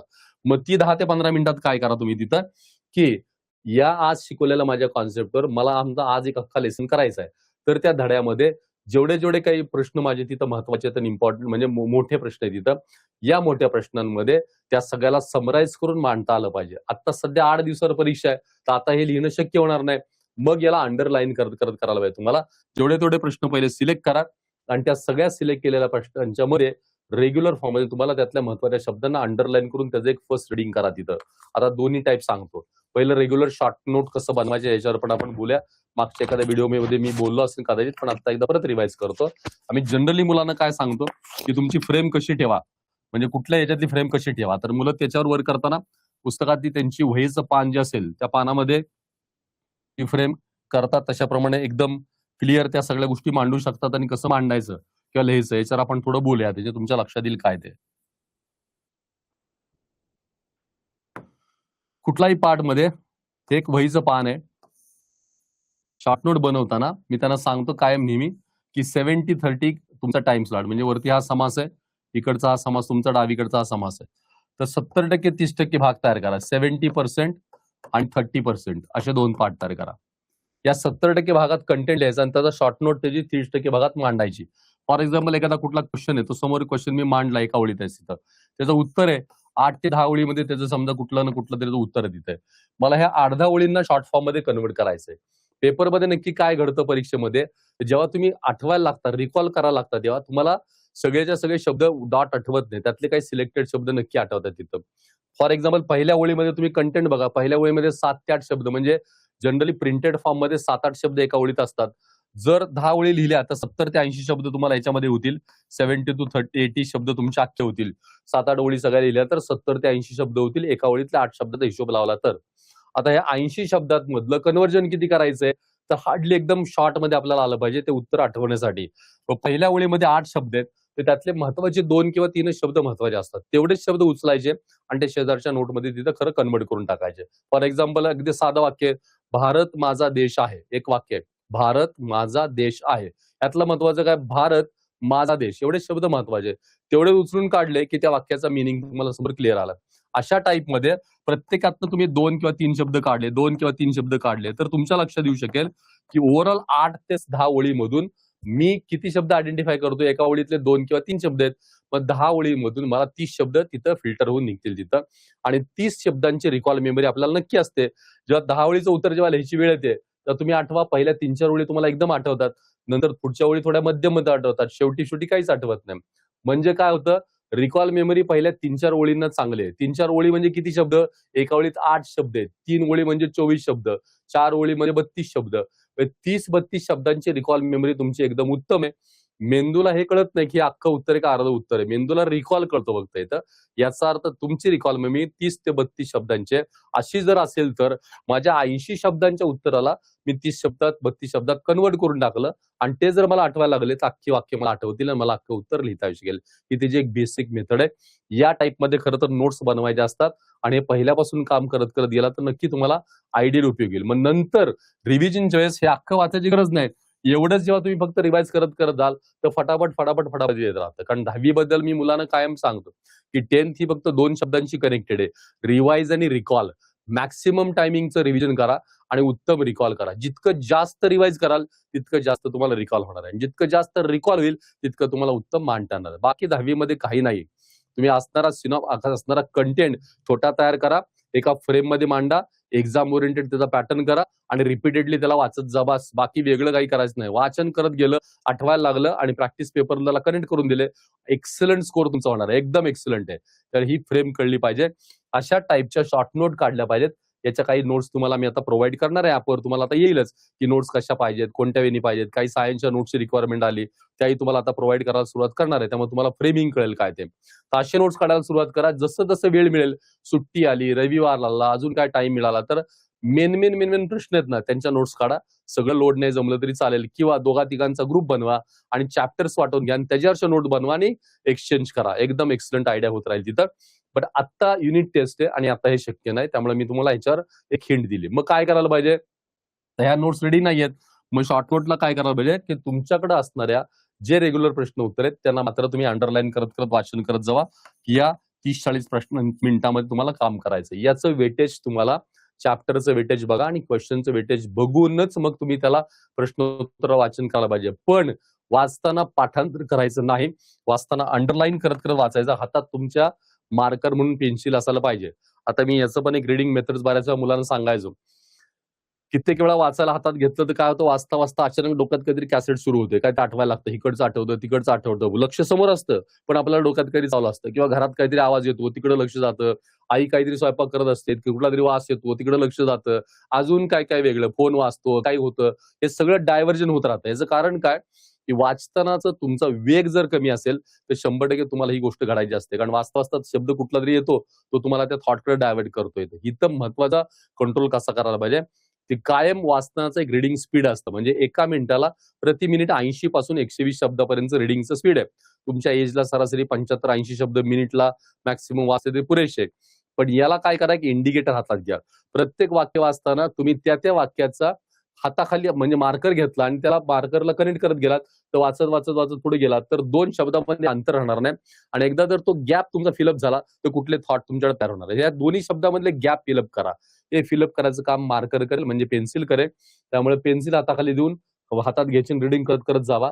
जिथं जिथं इम्पॉर्टंट आहे तिथं तिथं शब्दांना अंडरलाईन करत करत जावा. पण कायम लक्षात ठेवायचं, कुठलाही कॉन्सेप्ट वाचताना पहिल्यांदा क्वेश्चन बँक वाचली पाहिजे आणि मग उत्तर वाचली पाहिजे किंवा उत्तरानंतर कॉन्सेप्च्युअली बघितले पाहिजे. नाहीतर आपण डायरेक्ट प्रश्न घेतो, उत्तर घेतो आणि पाठ करायला लागतो, वाचायला लागतो, एकदम तुटून पडता तुम्ही त्या सगळ्यावर. असं अजिबात तुटून पडून चालणार नाही. त्याला फिल्टर करून काढा. प्रश्न वाचला, महत्वाच्या शब्दांना अधोरेखन केलं, मेन पॉईंट समोर काढले, तुम्हाला फ्रेम एकदा क्लिअर झाली, पॉइंट आउट करून ठेवा. नंतर रिकॉल करायचे, शेवटच्या 20 मिनिटात रिकॉल करायचे, फ्रेम करून ठेवा. अजून एकदा तिथंच त्याचं रिडिंग करा. तिथं असं 2 वेळा रिडिंग करा. एकदा थोरोली रिडिंग करायचं म्हणजे डीप रिडिंग करायचं आणि एकदा इन शॉर्ट रिडिंग करायचं म्हणजे एकदा डिटेल रिडिंग करायचं आणि सेकंड टाइम फक्त अंडरलाईन केलेल्या शब्दांचं रिडिंग करायचं. असं प्रत्येक प्रश्नाचं 2 वेळा करत करत जा. आत्ता करायचंय का तर वेळ कमी म्हणून. क्वेश्चन आन्सर तुमचे रेडी नाहीत, शॉर्ट नोट रेडी नाहीत म्हणून तुम्हाला आता बोलतोय. काय क्लिअर झालं? प्रश्न वाचा, उत्तर वाचता वाचता अधोरेखन करा, प्रश्न वाचून उत्तर वाचून संपलं की पुन्हा सेकंड टाइम वाचा आणि सेकंड टाइम वाचताना फक्त अंडरलाईन केलेल्या शब्दांना वाचला आणि ती लिंक कनेक्ट करायचा प्रयत्न करा. असं करत करत तुमचे हे पहिले 40 मिनिटं सगळे संपतील तिथं. मात्र शेवटचे तुमचे 10, 15, 20 मिनिटं असणार आहेत हे स्पेशल रिव्हिजनचे असतात. इथं कंपल्सरी एक बेसिक सायकोलॉजिकल किंवा ब्रेन किंवा एक बेसिक एक लर्निंग मेथडमध्ये काय पार्ट आहे की कुठलीही नवीन गोष्ट शिकली तर ती पहिल्या 24 तासात एकदा रिवाइज करायला पाहिजे, नंतर 72 तासानंतर रिवाइज करायला पाहिजे आणि नंतर 3 दिवसानंतर करायला पाहिजे आणि नंतर 7 दिवसानंतर करायला पाहिजे. नवीन शिकलेली गोष्ट पहिले 24 तास, 72 तास आणि 7th डे असं 3 वेळा केलं तर तुमच्याकडे ती कायम लॉंग टर्म लक्षात राहण्याच्या पॉसिबिलिटीज तिथं असतात. त्यामुळे पहिलं आपण आता डोक्यात ठेवूया की हा कंटेंट जेव्हा तुम्ही अभ्यासात वाचाल त्या शेवटचा भाग तुमचा असणार आहे उजळणीचा. रिव्हिजन शिवाय अभ्यास क्लोज करायचा नाही. एक आयडियल मेथडमध्ये शॉर्ट नोट आणि रिव्हिजन हे अभ्यासाचे कोर पिलर आहेत, हे पक्का लक्षात ठेवा. शॉर्ट नोट आणि रिव्हिजन अभ्यासाचे कोर पिलर आहेत. ते मिस आउट केलेत की तुमचा स्कोर जाणार आहे. तुम्ही किती आता वाचन करा, पाठांतर करा, टेम्पररी लक्षात राहील, फार नाही लक्षात राहणार. आणि मी काय मुलांना उदाहरण देऊन सांगतो की आज सकाळी काय जेवलात विचारलं तुम्ही नक्की सांगाल, काल रात्री काय जेवला विचारलं ते पण कदाचित सांगाल, पण 4 दिवसापूर्वी रात्री काय खाल्लं होतं विचारलं तर प्रत्येकाला सांगता येईल नाही. काही चांगलं खाल्लं असेल तर ठीक आहे, आवडीचं खाल्लं असेल ठीक आहे, अदरवाईज आठवणार नाही. म्हणजे खाल्लेली ती गोष्ट आपण विसरतो, अभ्यास तर बाय डिफॉल्ट विसरणार आहे. तुम्ही त्याच्या काही लक्षात राहील अशा अपेक्षित राहूच नका. याचा अर्थ काय की तुम्हाला ह्या सगळ्या गोष्टी करताना प्रश्नोत्तरांचं वाचन पाठांतर फक्त मॅटर नाही करत, तुम्हाला त्याची बेसिक नोट्स आणि त्याची रिव्हिजन मॅटर करते. कंपल्सरी रिव्हिजन जसं एक कॉमन भाग आहे. व्यायाम करताना नेहमी एक गोष्ट असते की पहिला वॉर्मअप करायचा, मग कोर वर्कआउट करायचा आणि मग स्ट्रेचिंग करायचं. म्हणजे प्रत्येक प्लेयर कुठलाही गेम खेळताना व्यायाम करताना पहिलं वॉर्मअप करतो आणि शेवटी क्लोजिंगला स्ट्रेचिंग करतो. हे जर 2 नाही केले तर इंजुरी व्हायची शक्यता आहे. अभ्यासात पण तेच आहे. शॉर्ट नोट आणि रिव्हिजन हे तुमचे कोर पार्ट आहेत. ते नाही केले तर इंजुरी व्हायची शक्यता आहे, म्हणजे रिकॉल नाही राहणार तिथं. ही मेथड तुम्ही अप्लाय करा. सो पहिल्या प्रश्नाचा उत्तरावरून आपण असं गेलोय की आपण आठवड्याचा प्लॅन तयार करावा, दिवस वाटून द्यायचे, टाइम वाटून द्यायचा आणि त्या टाइमचा स्लॉट वाचताना एक्झाम ओरिएंटेड प्रश्नोत्तरांची तयारी करा. वेळ कमी असल्यामुळे युनिट टेस्ट तुम्ही या टाईपनं आता तयारी करायचा प्रयत्न करा. तिन्ही विषयांना पॅरलल ठेवा. आता कुठलाही ऑप्शनलला टाकायचं नाही. हा विषय अवघड आहे, हा सोपा आहे, हा प्रश्न सोपा आहे, हा अवघड आहे, अजिबात नाही.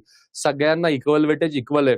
नंतर आपण फिल्टर लावू की अवघड कसं ठेवायचं, म्हणजे ए कॅटेगरी काय, बी कॅटेगरी काय, सी कॅटेगरी हे नंतर मी तुम्हाला सांगत जाईन.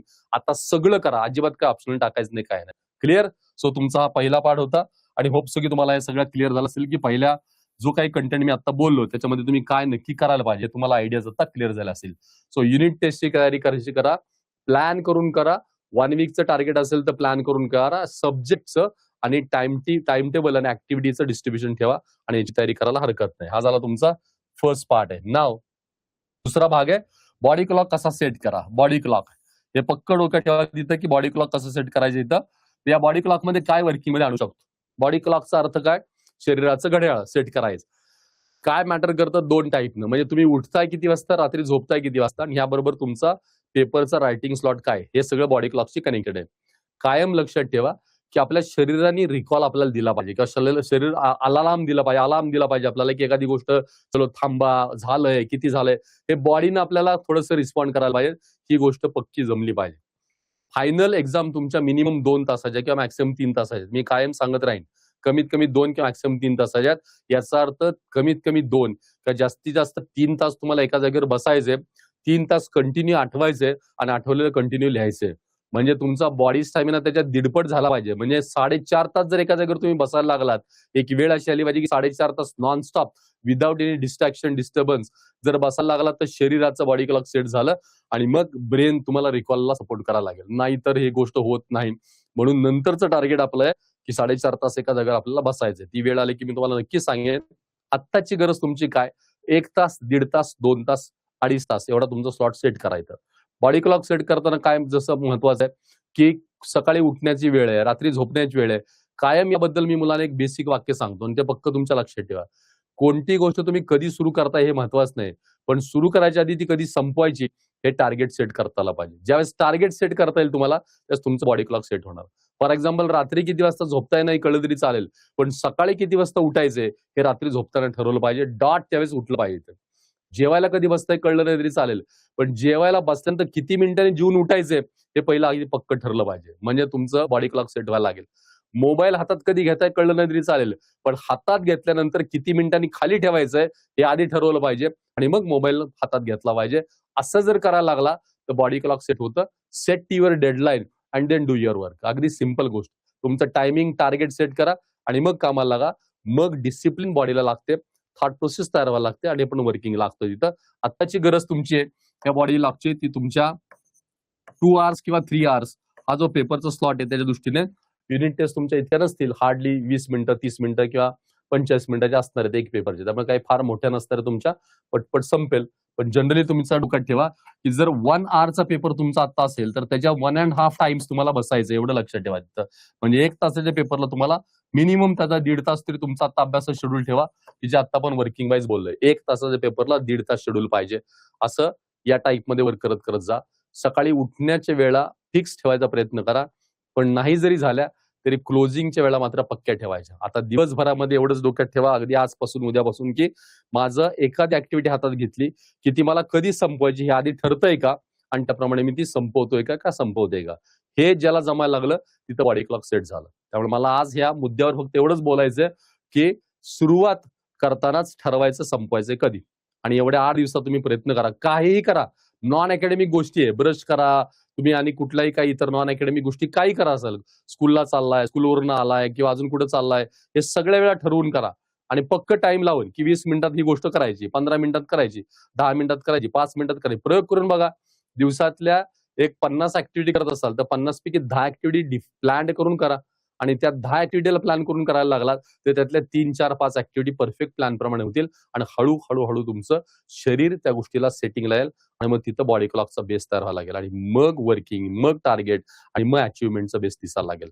सो राईट नाव आत्ता बॉडी क्लॉकसाठी एवढंच आहे की जे कराल त्याचा स्टार्ट आणि एंड ठरवायचा अँड देन स्टार्ट इट. हे आजच्या बॉडी क्लॉकसाठीच असणारी सूचना. एवढंच मी आताच्या युनिट टेस्टच्या मानाने तुम्हाला आता बोलतोय तसं. तर ठीक आहे. तर हा झाला दुसरा पॉईंट तुमचा यातला. नाव थर्ड पॉईंट आहे तो परीक्षेची उजळणी पाठांतर कशी करायचे. एक्झामची रिव्हिजन आहे तो पार्ट आहे एक्झामचा आणि त्यातलं पाठांतर कसं करायचं. रिव्हिजन आणि पाठांतर हे 2 गोष्टी आहेत.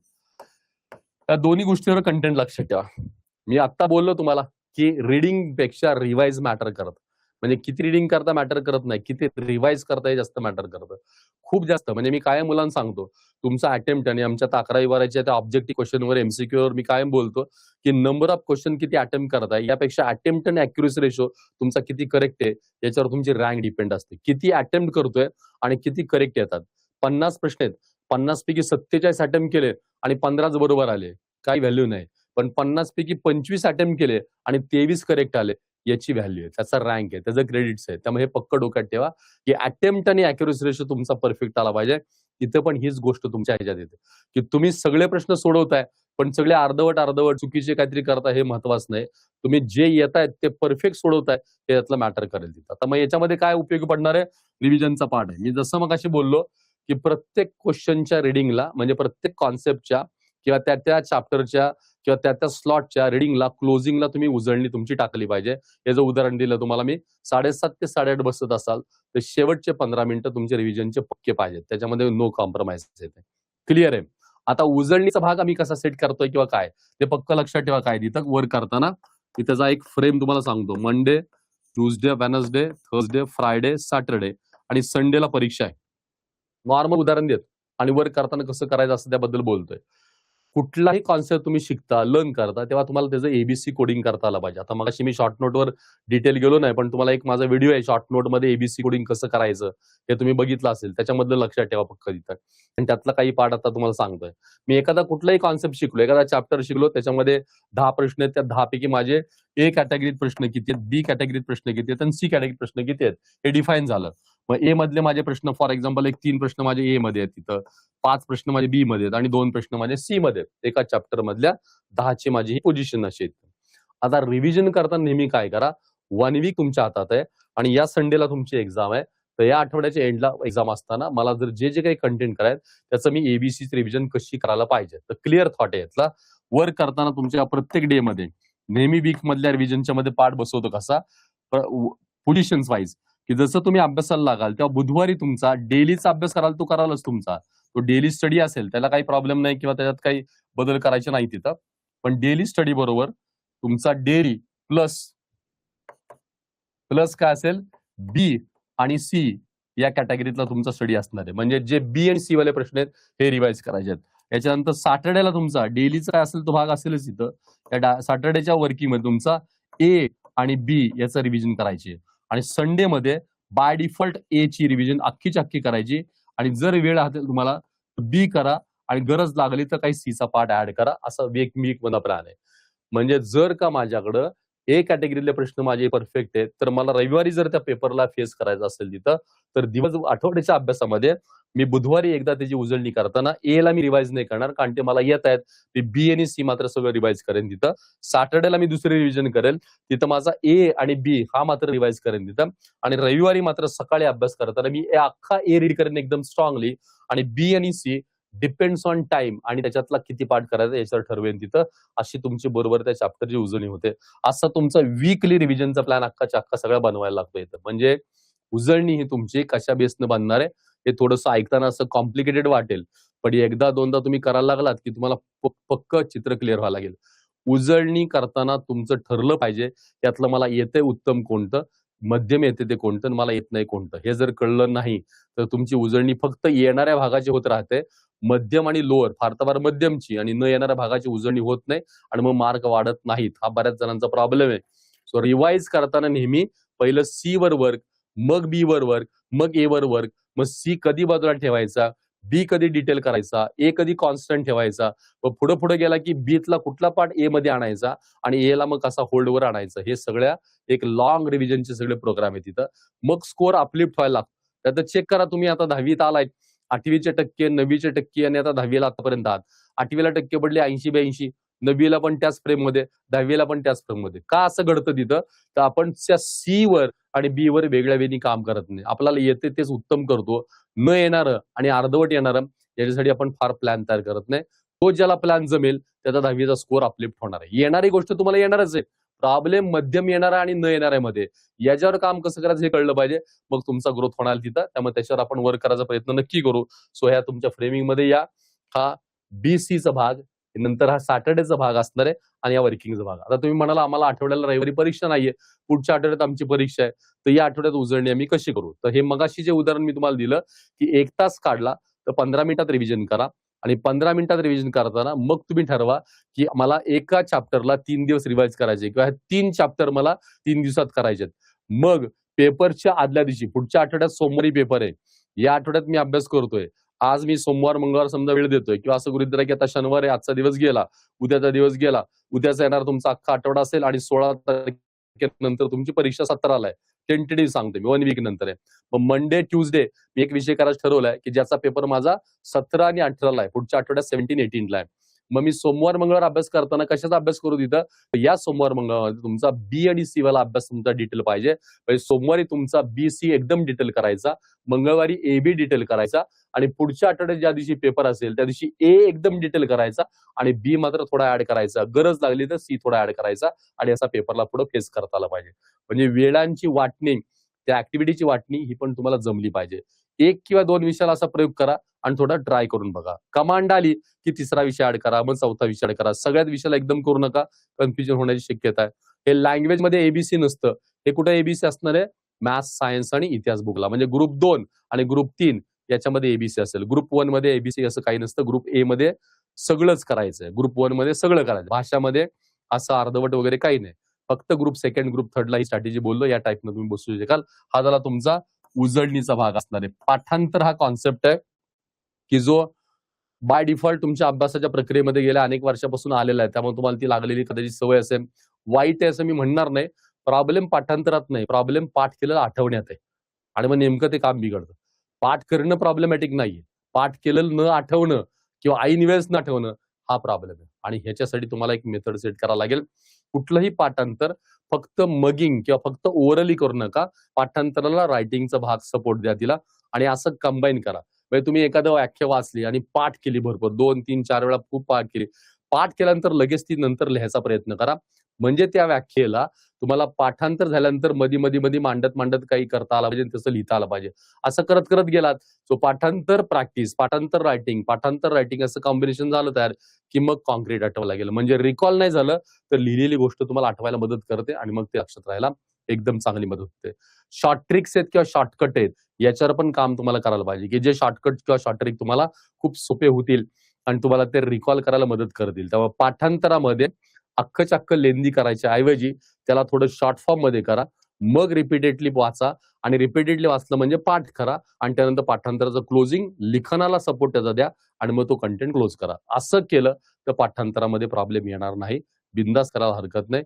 कशाचं आपण पाठांतर करतो? एक तर न कळलेल्या गोष्टींचं पाठांतर करतो किंवा ज्या गॅरंटेड येणार आहेत त्या गोष्टी याव्यात आपल्याला म्हणून त्याचं पाठांतर करतो. अशी नॉर्मल तुमची एक व्याख्या पाठांतराच्या कंटेंटची एकदम. न येणाऱ्या गोष्टीचं पाठांतर केलं तर ते विसरण्याची शक्यता जास्त आहे. कारण कॉन्सेप्ट कळलेला नसतो.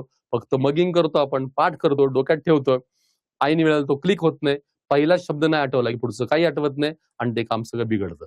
त्याच्यामुळं न येणाऱ्या गोष्टींचं पाठांतर करायचं असेल तर त्या न येणाऱ्या गोष्टींना तोडा, त्याला छोटं करा, मायक्रो नोट्स मध्ये आणा आणि मग वाचा, पाठ करा, त्याला लिखाणाचा सपोर्ट द्या आणि मग ते कॉम्पॅक्ट करा. मग तुम्हाला ते फायदेशीर आहे. आता येणारी गोष्ट फॉर एक्झाम्पल फॉर्म्युले आणि ते मला फॉर्म्युले परीक्षेत मला यायचेत आणि मला थोडी भीती वाटते, काळजी वाटते की ते मला पाठ करायला पाहिजे तिथं. असे फॉर्म्युले कुठलेही त्याचं एकतर मेकिंग कळलं पाहिजे, म्हणजे डेरिव्हेशन कळलं पाहिजे. फॉर्म्युला कसा डिराईव्ह होतो, बनतो हे पक्क कळलं पाहिजे. हे नंबर 1. नंबर 2, त्या फॉर्म्युला रिवाइज किंवा रिव्हिजन करताना किंवा पाठ करताना त्याला रिपीटेडली राईट करायला पाहिजे. कुठलाही फॉर्म्युला, कुठलाही इम्पॉर्टंट पॉईंट जे तुम्हाला उत्तम कळलेत ते फक्त शाब्दिक पाठ करायचे नाही, ते लिखाण करत करत करायचे. आणि शाब्दिक पाठ कुठलं करायचं? जे कळलेलं नाही त्याला ब्रेकडाऊन करायचं, छोटं करायचं, मग वाचायचं आणि मग त्याला लिखाण सपोर्ट द्यायचा. असं करत गेला की तुम्हाला एकदम उत्तम होईल. त्यामुळे पाठांतर ही संकल्पना नक्की फायद्याची आहे. फक्त त्याची मेथड कळली पाहिजे आणि पाठ केलेलं योग्य वेळेला आठवलं पाहिजे आणि ते विदाऊट रायटिंग सपोर्ट आठवत नाही. त्यामुळे ह्या 2 गोष्टीवर तुम्ही नक्की काम कराल. सो तुम्हाला हा मुद्दा तुम्हाला क्लिअर झाला असेल की याच्यावर आपण वर्क करता येईल. नाव सेकंड लास्ट पॉइंट आहे. पेपर लिहिताना काळजी काय घ्यायची? पेपर लिहितानाची काळजी काय असायला पाहिजे? हे पण तुम्हाला आता बऱ्यापैकी रुटीन मध्ये माहीत झालेलं तिथं. आता याच्यासाठी काय फक्त लक्ष ठेवा की कुठलाही पेपरमध्ये कुठलाही क्वेश्चन आहे, म्हणजे अगदी आपण गृहीत धरू की 1 मार्कचा क्वेश्चन आहे, 2 मार्कचा क्वेश्चन आहे, 3 मार्कचा क्वेश्चन आहे, 4 मार्कचा क्वेश्चन आहे किंवा याच्यापेक्षा जास्त मार्काचे क्वेश्चन असेल तर त्या प्रश्नांचं मार्कांचं डिस्ट्रीब्युशन माहिती करून घ्यायचा प्रयत्न करा.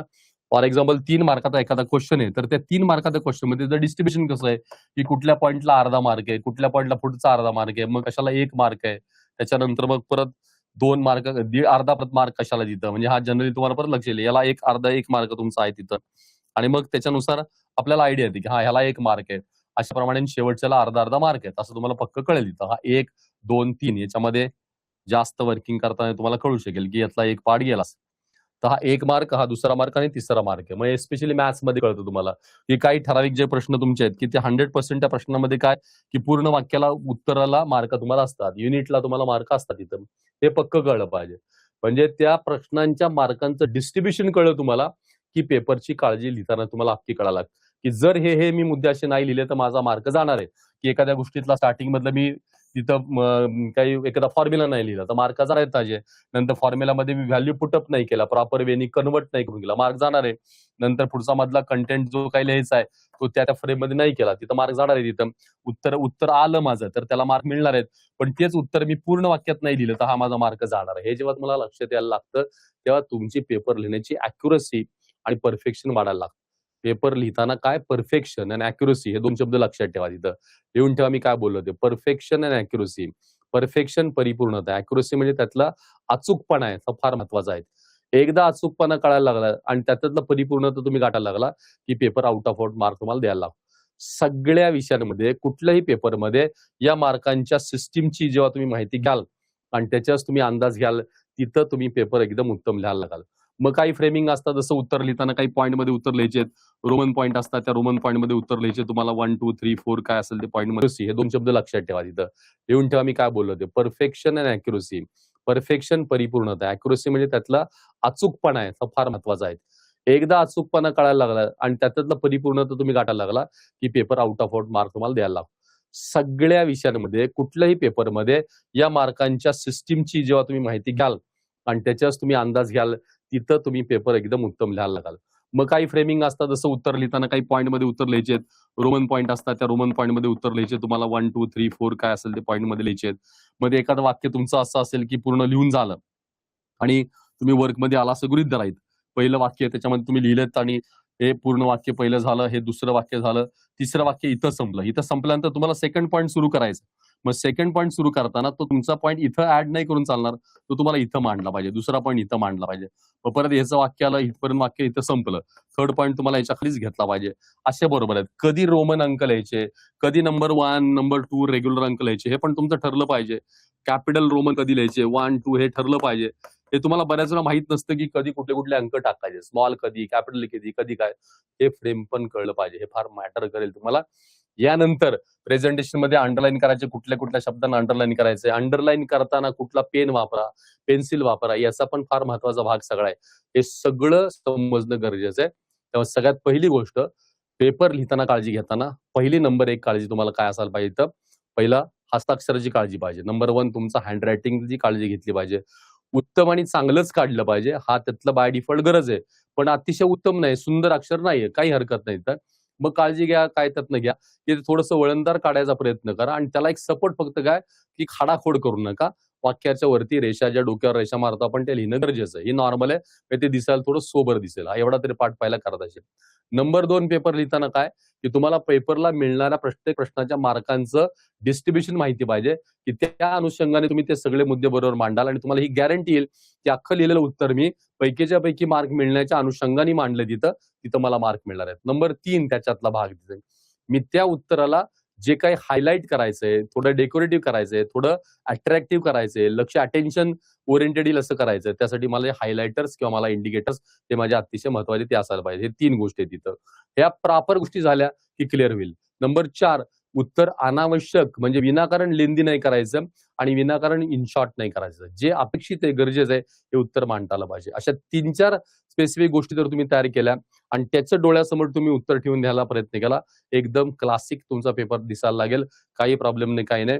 नंतर आपण बोर्डाच्या मॉडेल आन्सरच्या ज्या नमुना उत्तरपत्रिका मार्केटला मिळतात, त्याच्यावर सराव करत करत जायचे. मग समास कसा आखायचा, स्पेस किती सोडायची, ते तुम्हाला एक सॅम्पल केसेस आम्ही दाखवू की हे कसं लिहिलंय बघा, याला मार्क कशापैकीच्या पैकी, हे सगळं तुम्हाला शेअर करत करत जाऊ. मग ते तुम्ही कॉपी करत जाल किंवा तुम्ही फॉलो करत जाल. कॉपी म्हणण्यापेक्षा फॉलो करत जाल, तर अशा काही गोष्टी आपल्याला नक्की करता येईल. आता सध्या काय, एवढीच काळजी घ्या. हस्ताक्षर सुंदर काढायचा प्रयत्न करा, खाडाखोड टाळा. नंतर उत्तर परफेक्शन कडे न्यायचा प्रयत्न करा. उत्तरामधला अचूकपणा मेंटेन करायचा प्रयत्न करा. काही गोष्टी असतात, इतकं साधी गोष्ट आहे की एखादाच असा शब्द आहे, व्हॅल्यू पण सांगतो तुम्हाला, की कित्येक वेळा आपल्याला ते माहित नसतं. म्हणजे कुठं कुठं काळजी कशी घ्यायला पाहिजे, आपण काय वेनी जाऊ शकतो, म्हणजे कुठल्या पॉइंटला काय काय करता येऊ शकेल तसं. तर कुठल्या पॉइंटला तुम्हाला काही गोष्टी जाता येऊ शकेल. तर याच्यामध्ये स्पेसिफिक काय तुम्हाला वर्क आहे तिथं. फॉर एक्झाम्पल एखादी मला व्हॅल्यू आहे, मी असं लिहिलं 3.479 अशी व्हॅल्यू आहे. तर हा डेसिमल पॉईंट कुठे द्यायचा, याचा पण बेसिक थॉट आहे. तर तो तुमच्या त्याच्या बेसिक लेवलला, म्हणजे हा ग्राउंड लेवलला तुम्हाला त्याचा बेसला दिला पाहिजे. म्हणजे 3 पॉईंट, हा माझा पॉईंट इथं पाहिजे.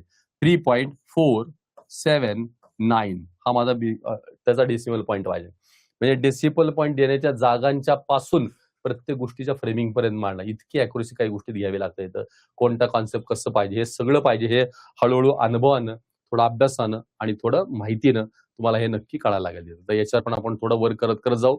सो आता तुम्हाला थोडे काय गोष्टीची काळजी घेतली मी सांगितलं तुम्हाला, एवढे 4 पॉईंट सांगितले तुम्हाला. त्यातला पहिला पॉईंट तुमचा सगळ्यात महत्वाचा आहे तुम्हाला नीटनेटकेपणासाठी. एकतर अक्षर सुंदर काढायचा प्रयत्न करा किंवा नीटनेटकं काढायचा प्रयत्न करा. नंबर 2 त्यातला सांगितलं तुम्हाला की त्याच्यामध्ये खाडाखोड टाळा. नंबर 3 सांगितलं त्याच्यातली अॅक्युरसी बघा. जसं मी आता बोललो हे अॅक्युरसी हे बघणं महत्वाचं आहे. नंबर 4 त्यातलं परफेक्शन बघा. परफेक्शन मध्ये सगळ्या स्टेप लिहिल्या का, शेवटपर्यंत उत्तर कंप्लीट केलं का, कुठं कुठं काय पाहिजे त्या सगळ्या गोष्टी. आणि नंबर 5 त्याच्यातला त्याला अट्रॅक्टिव्ह बनवा. त्याच्यातला एक अटेन्शन पॉइंट थोडासा वाढवा. एवढ्या 5 गोष्टी केल्या की पेपर तुमचा उत्तम दिसणार आहे. हा तुमचा 5वा पॉइंट आहे. आणि नंतर आपण शेवटच्या पॉइंटवर येणार आहे त्यातला की तो म्हणजे तुम्हाला ओरली त्यातनं सांगेन की लास्ट पॉइंट काय. हे सगळं करताना सगळ्या विषयांचा अभ्यास पुरेसा झालाय का आणि प्रमाणात झालाय का याचा कॉन्फिडन्स तुम्हाला नेहमी आला पाहिजे. कारण पेपरला जाताना हा कॉन्फिडन्स पाहिजे की माझा अभ्यास झालेला आहे. हा कॉन्फिडन्स महत्वाचा आहे. तुम्ही पक्क डोक्यात ठेवा. मार्क किती पडतात ह्याची काळजी करू नका. तुम्ही मेहनत किती चांगली करता ह्याची काळजी घ्या. कायम हे डोक्यात ठेवायचं की माझा प्लॅन परफेक्ट आहे का, मी टाइम टेबल फॉलो करतोय का, मी इन टाइम सगळं करतोय का, म्हणजे टार्गेटेड वर्क करतोय का. मग मार्क पडायचे तर बरोबर पडणार आहेत. आज नाही उद्या, उद्या नाही परवा कुठल्या ना कुठल्या पेपरला मार्क तुम्हाला पडत जातील. पण त्या मार्कांच्या भीतीपोटी, काळजीपोटी तयारीच करायची नाही, फार इमोशनल राहायचं असं नाही करायचं. मेहनत चांगली करा, रिझल्ट तुम्हाला एकदम चांगला येणार आहे. त्यामुळे ही सगळी येणाऱ्या घटक चाचणीच्या अनुषंगाने आपण ही थोडक्यात चर्चा केली आहे. खूप डिटेल्स त्यातल्या बऱ्याच गोष्टी आहेत. तिथं पण टाइम स्लॉट कमी आणि पेपर तुमचा आता डायरेक्ट समोर आहे म्हणून तुम्हाला इन शॉर्ट सांगितलं. पण आता नॉर्मल तुम्हाला काही याला कनेक्टेड काही शंका असेल तर तुम्ही चॅट करा. तुम्हाला मेसेज तुमच्या समोर दिसत आहेत. माझ्यापर्यंत मेसेज आले की मी तुम्हाला एक्सप्लेन करतो की काय काय शंका आपण काय क्लिअर करू शकू. ओके, चलो देन स्टार्ट इट. तुम्ही मेसेज करा, सुरुवात करा. शिंदे म्हणतोय एसएसटीच्या नोट्स कशा प्रकारे तयार करायच्या.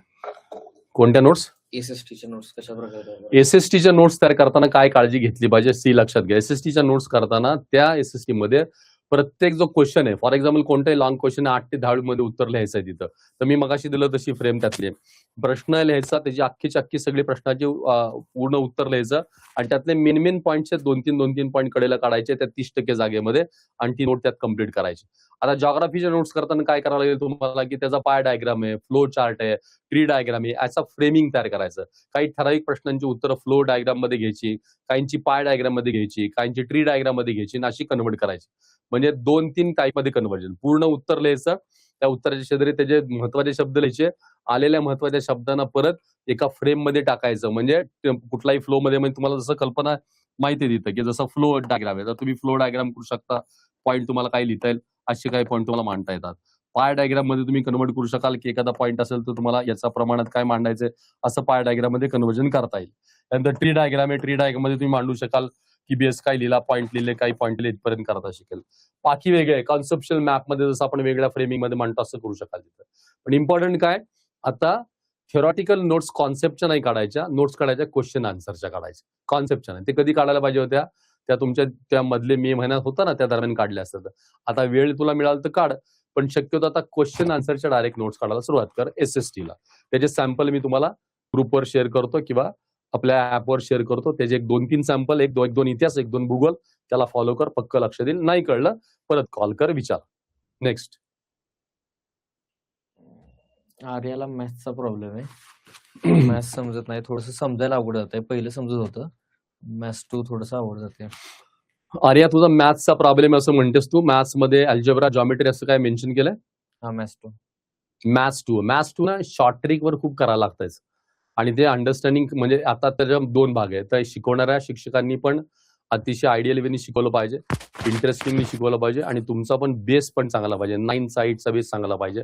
पण त्याच्यामध्ये खूप शॉर्ट ट्रिक्स वर काम करायला पाहिजे. मी मॅथ्सच्या काही नंतर काही लेसन्स घेणार आहे. त्यामध्ये स्पेशली ट्रिग्नॉमेट्री आहे, सर्कल आहे. हे 2 महत्वाचे लेसन्स मी एकदा घेणार आहे आणि ते इन शॉर्ट मध्ये घेणार आहे. तुम्हाला विदिन 1 तासात 1.5 तासात अख्खं कळेल अशा टाईप मध्ये घेणार आहे. एक त्यातली फक्त झलक दाखवतो, नंतर आपण डिटेल घेऊ त्यात ना.